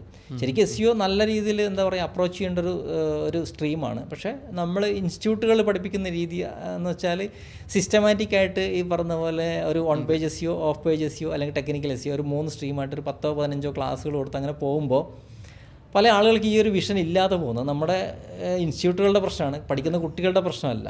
അപ്പോൾ ആ രീതിയിലേക്കുള്ള നല്ല കോഴ്സുകൾ വരികയാണെന്നുണ്ടെങ്കിൽ തീർച്ചയായിട്ടും അവർ പഠിക്കാൻ തയ്യാറാണ്. ഇപ്പോൾ തന്നെ അറിയാലോ, ഒരുപാട് വർക്ക്ഷോപ്പുകളും കാര്യങ്ങളും ഒക്കെ വരുമ്പോൾ സ്റ്റുഡൻസ് അതിനനുസരിച്ചിട്ട് എക്സ്പ്ലോർ ചെയ്യുന്നുണ്ട്. ഏറ്റവും വലിയൊരു കാര്യം എന്ന് വെച്ചാൽ പല ഇൻസ്റ്റിറ്റ്യൂട്ടുകളെയും ചോദ്യം ചെയ്യാൻ കുട്ടികൾ വളർന്നു കഴിഞ്ഞു എന്നുള്ളതാണ്. അത് എൻ്റെ പേഴ്സണൽ അനുഭവത്തിലുണ്ട്. എന്ന് വെച്ചാൽ പല കുട്ടികളും ഞങ്ങളുടെ അടുത്ത് പറയാറുണ്ട്, ഞങ്ങൾ ആ ഇൻസ്റ്റിറ്റ്യൂട്ട് അവിടെ ഞങ്ങൾ സമരം നടത്തി എന്നൊക്കെ പറഞ്ഞ കുട്ടികളുണ്ട്. ഞങ്ങൾ ക്ലാസ്സുകൾ ബഹിഷ്കരിച്ചു കാരണം ഞങ്ങൾക്ക് വേണ്ടത് കിട്ടുന്നില്ല എന്നൊക്കെ പറഞ്ഞ SEO സ്റ്റുഡൻസിനെ എനിക്കറിയാം. അപ്പോൾ ചിലർ ട്രെയിനേഴ്സിനെ ക്വാളിഫിക്കേഷൻ നോക്കാൻ തുടങ്ങി, മെൻറ്റേഴ്സിൻ്റെ ക്വാളിഫിക്കേഷൻ നോക്കിയിട്ട് പഠിക്കാൻ തുടങ്ങി. ഇതൊക്കെയുണ്ട്. ഇതൊക്കെ നല്ല പോസിറ്റീവായിട്ടുള്ള മാറ്റമാണ്. അപ്പോൾ ബേസിക്കലി പഠിക്കണം എന്നുണ്ടെങ്കിൽ ഈ ഇത്തരം കാര്യങ്ങളൊക്കെ നമ്മൾ ചിന്തിക്കണം. മെയിനായിട്ട് കോമൺ സെൻസ് തന്നെ വേണം, ബേസിക്കലി അത് വേണം. പിന്നെ ഈ ലോക്കൽ SEO ഒക്കെ ചെയ്യുമ്പോൾ സ്റ്റിൽ ഇപ്പോഴും ബ്രാൻഡ് നെയിമിൻ്റെ കൂടെ പർട്ടിക്കുലർ കീവേഡ് ആഡ് ചെയ്തിട്ടുള്ള GMB ലിസ്റ്റുകൾ ഇപ്പോഴും റാങ്കിങ്ങിൽ ടോപ്പായി നിൽക്കുന്നത് കണ്ടിട്ടുണ്ട് പല. പക്ഷേ ആക്ച്വലി അതൊരു എന്താ പറയുക കറക്റ്റ് എത്തിക്കൽ പ്രാക്ടീസും അല്ല. അത് എത്തിക്കൽ പ്രാക്ടീസ് അല്ല. ബേസിക്സ് എന്ന് പറയുമ്പോൾ നമ്മൾ ആദ്യം നമ്മുടെ ഈ പോളിസീസ് ആദ്യം നോക്കണം. അതായത് പല ആളുകളും അത് ശ്രദ്ധിക്കാറില്ല. ഈവൻ നമ്മളൊരു പേരിടുന്ന സമയത്ത് തന്നെ അത് ഇപ്പോൾ ശരിക്കും പറഞ്ഞാൽ അതിന് റെലവൻസ് കൂടുതലാണ് GMBക്ക്. ഇപ്പോൾ ശ്രദ്ധിച്ചാൽ മതി. അതായത് ഗൂഗിളിൻ്റെ ഒരു SERPൻ്റെ ഒരു ഡിസൈൻ വെച്ചിട്ട് ഇപ്പോൾ നമ്മളൊരു പുതിയ യൂസറെ ആഡ് ചെയ്തു ഉടനെ അയാൾ എന്തെങ്കിലും മാറ്റം വരുത്തി കഴിഞ്ഞാൽ അപ്പം തന്നെ ഗൂഗിൾ ആ പ്രൊഫൈൽ സസ്പെൻഡ് ചെയ്യും.